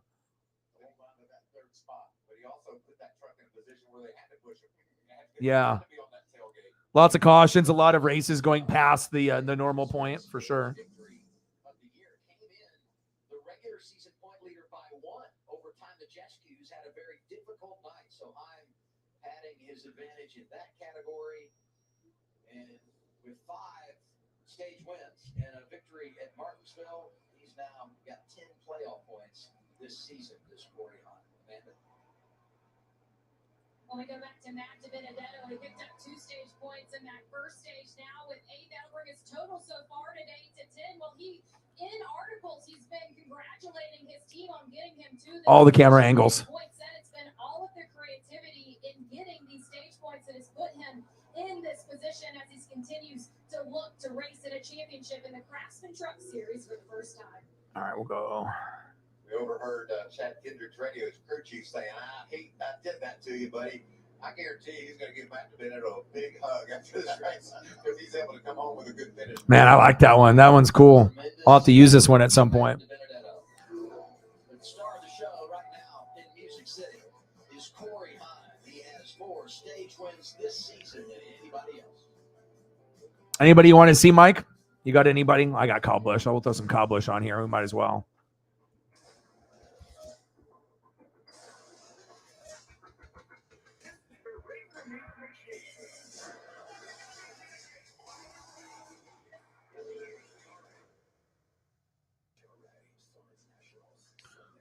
Summit Nationals, Norwalk. Fridays. It's almost like whoever named the best day of the week was trying to tell us to celebrate it with fries. Free fries Friday at McDonald's. We live our lives on our home fabrics, and though we come and go, our odors stay. It's called odor transfer. Left untreated, those odors get trapped inside fabrics and then release smells into your air. Ew. You need new Febreze fabric refresher. Its new formula is proven to deliver longer-lasting odor-fighting power. Yeah, it'll be interesting to be able to show all the other, people, the changes and whatnot. Eventually, they'll see, when they decide to come through. So, but I definitely like the direction, of where things are going and whatnot. So, sometimes you got to make changes. You got to keep upgrading, keep making things look better. So. Just nice to be able to have like information or stats or a scoreboard, so that way when we're doing things that need a scoreboard like a NASCAR, that we'll have it. So I mean, even though people could be looking at that on the TV or on the internet themselves, we know how some people are visual people like myself, so I get it. All right, good choice, the Kang.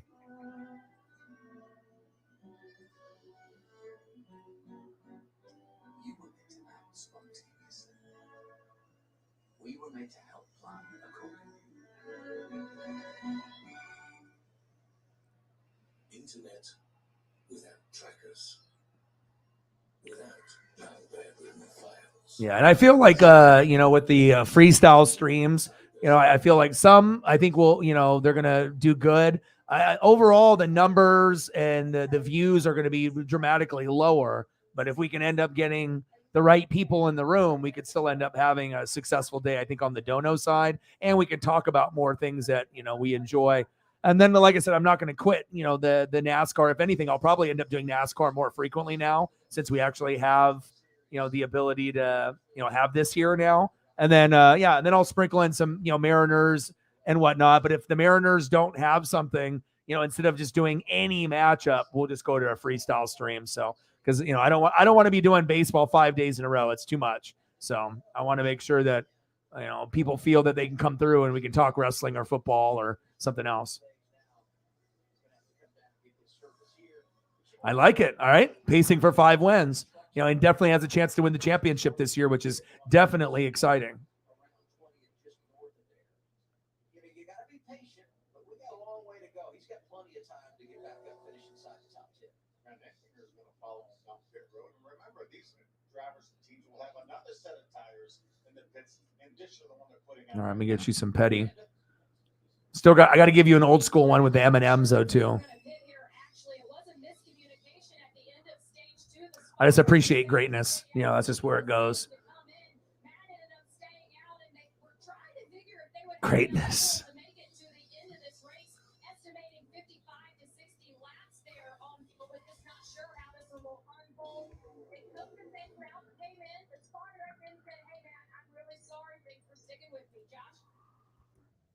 Just an update on the 23th Brandon Finger. He got damage on pit road a little while ago during the caution. They had to fix the left front of that car. They kicked the truck that is. They came back down pit road to make a huge adjustment for that team. They really need to get that truck back to where it needed to be. Hoping that big adjustment is to help.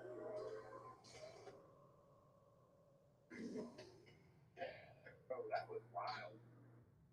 But Bean Thompson, well, what's how far Bean pulled out? You see when you're Grant pulling out, that's him right at the dotted line. And I mean, Grant had to be shocked that 5 truck didn't make a left. He just drove it right into the side.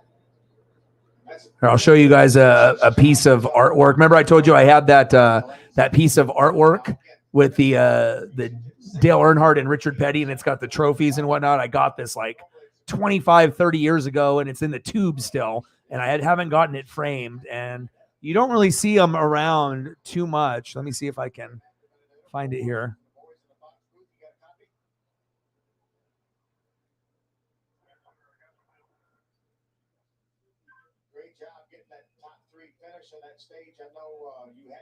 Boom. And it's like done by like pencil and whatnot. It's wild. So it's like when you get close up, when you look at Dale Earnhardt, you can actually see his eyes underneath the stunner shades. But it's like a drawing by like pencils and whatnot. It's incredible. So much detail. But I probably should get this hanged up and have it in here in the studio, huh? I mean, it's too cool not to have. I can't believe it's been sitting in the fucking tube for 25 years or whatnot, but I don't think I've ever shared that with you guys, but that's it right there. It's very cool. It's the only artwork piece I have of NASCAR, but I made a good choice, Richard Petty and fucking Dale Earnhardt. So yeah, I love that. He's like, yeah. I said, if you hate me, let me hear the boos. Boo. Yeah, I love it.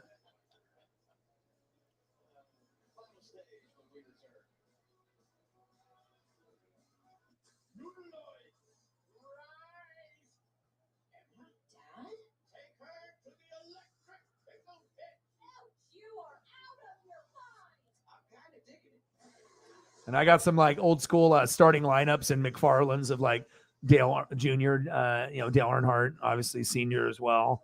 I should try to like dig up some of that stuff.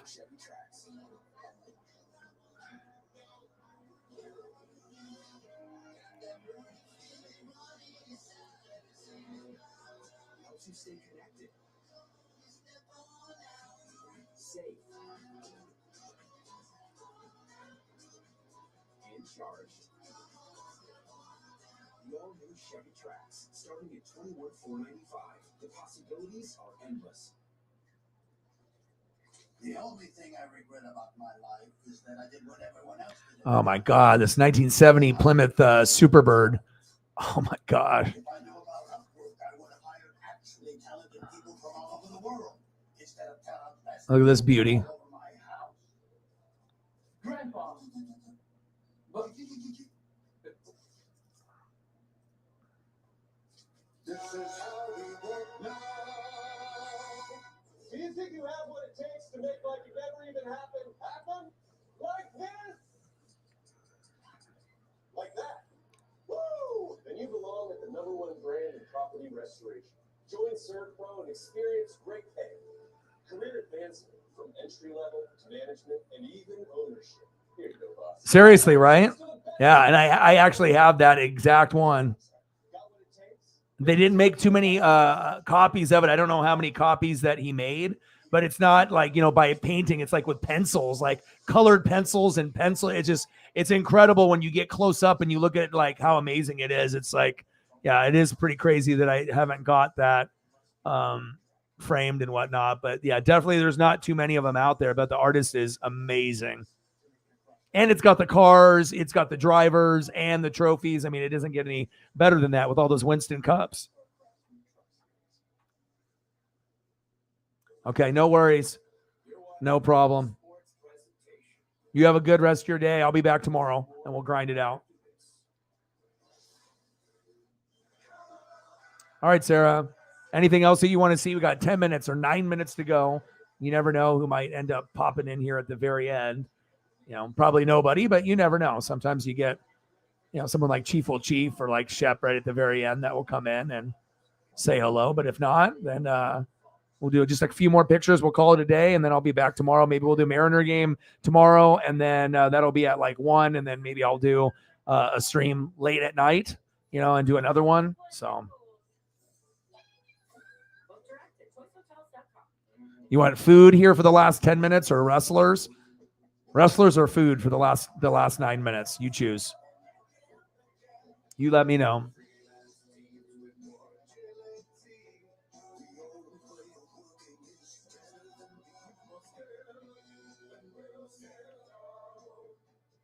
You want some more petty? Wrestlers? Okay. You know which ones, like the goats? Like which ones you want to sing? Like Bryan Danielson, like all the ones that we like? You let me know. You type in some wrestler names.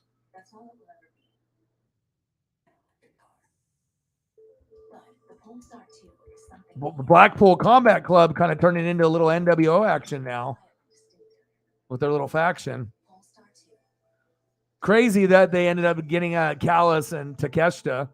That was probably I don't know if a lot of people saw that coming. I just downloaded the Experian app because I wanted to check my FICO score, but it does so much more. This thing shows you your FICO score. You can get your credit card recommendations, and it shows you ways to save money. Do so much more than get your FICO score. Download the Experian app now. A turntable with a different slant to it.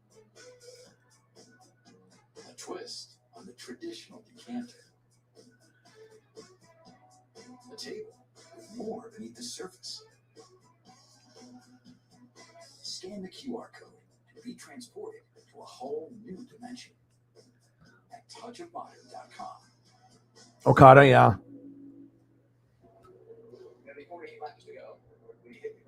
I got 48 laps to go.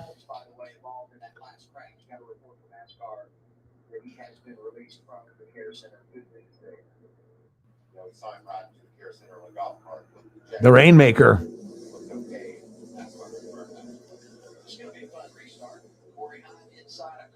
I know you don't get too excited for AEW stuff, and we know how expensive that is, but I think usually you and me are willing to buy 1 or 2 maybe out of like the 4 major ones throughout the year. Some of them don't look that good, but some of them have a couple matches where you're like, whoa, this looks like it could be pretty decent.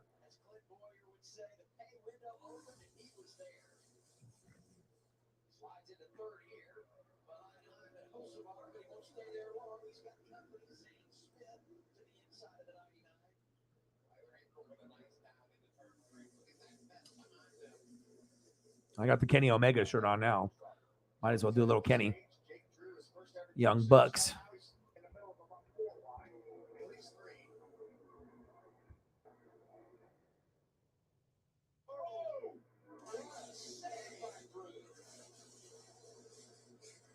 Kenny, Old School Bullet Club.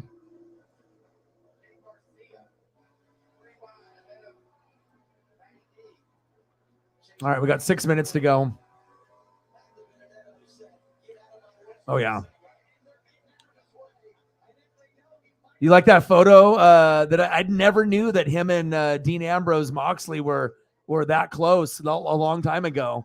So they were playing like Rock Band, and that was them back in the day. So I saw that and I was like, ooh, I'm going to send that to a couple people. But I was like, wow, that's awesome.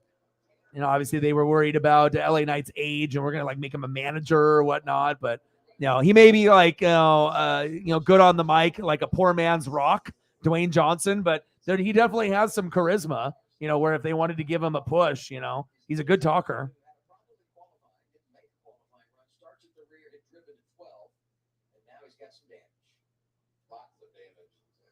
Now we got some damage in NASCAR. What's new?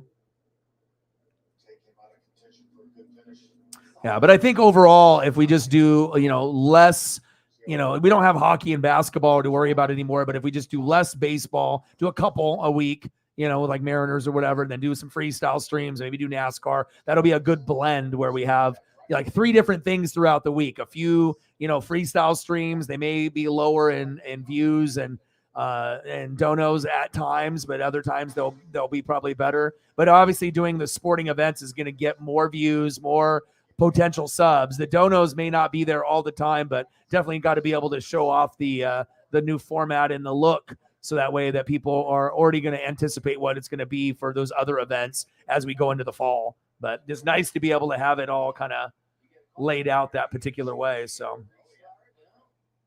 Yeah, he needed a couple cautions after he gets some spots, then just to close them up. Hey, you mentioned everybody's got a set of tires. I mean, you're not going to pit here, certainly. Is there a scenario where you get a caution later on that you give up the track position and use that set for you? I don't think if you're a front runner, you will. We just saw it happen. yeah, that's crazy. Matty D, or everybody pitted Matty D stayed out. And he was a sitting duck. He just drove his butt off. Yeah. I mean, like I said, if we could get a better turnout on the freestyle streams, but it's like, I feel if we do freestyle, we can get some of the OG people back and we might get higher donos, but sometimes we won't. Right. But then if we do games, we're going to get better views. We'll actually get an opportunity for subs. Doing freestyle stuff, we won't. And, and sometimes the donos may not be there, but, just being able to keep that momentum going if I've invested in baseball already, you know what I mean? But, instead of doing, like I said, 7 baseball games in a row, we do NASCAR on the weekend. That's one stream, maybe do another, 1 or 2 streams, on a certain day.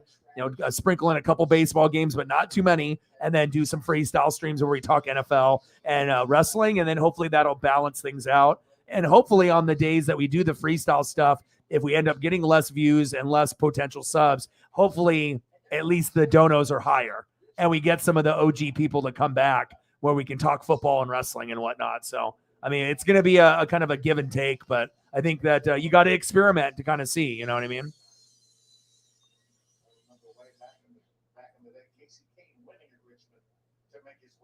I got to do a Young Bucks.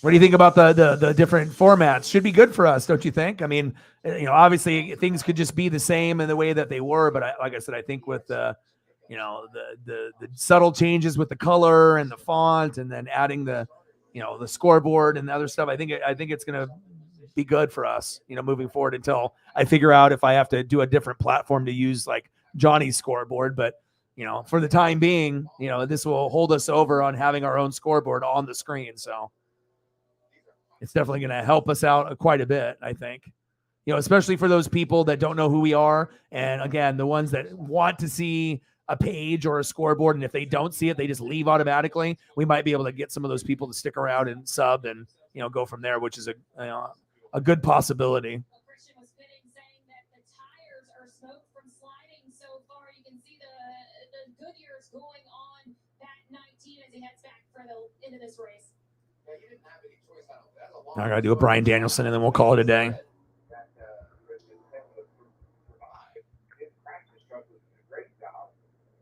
Lost most of his track position, so why not come in and put fresh tires? I know the guys up front don't have a lot more laps on their tires, but there are some. It's crazy how the rookies are performed in this race tonight. We've said it a couple of times. 42 laps to go in this Nashville. Majeski had his fair share of issues. Infinger, not the truck he wanted. Stuart Friesen. Across the board, there have been some drivers that you just anticipate at a tough track like Nashville are going to rise to the. It's awesome too, because not only is he a great athlete, kind of like a modern day Bret Hart, you know, type of wrestler, technical wrestler in the ring, but Mike's skills are much better than people think too. I know I think you and me, like, our top 5 is pretty much identical. You know, we like pretty much the same type of style of wrestling and the people that we do like. So hopefully Randy Orton comes back so we don't have to, you know, have him retire or never wrestle again. So yeah. So everything's going good. You know what I mean? Like I said, the thumbs, you know, are good. Now we got multiple camera angles and we got the scoreboard.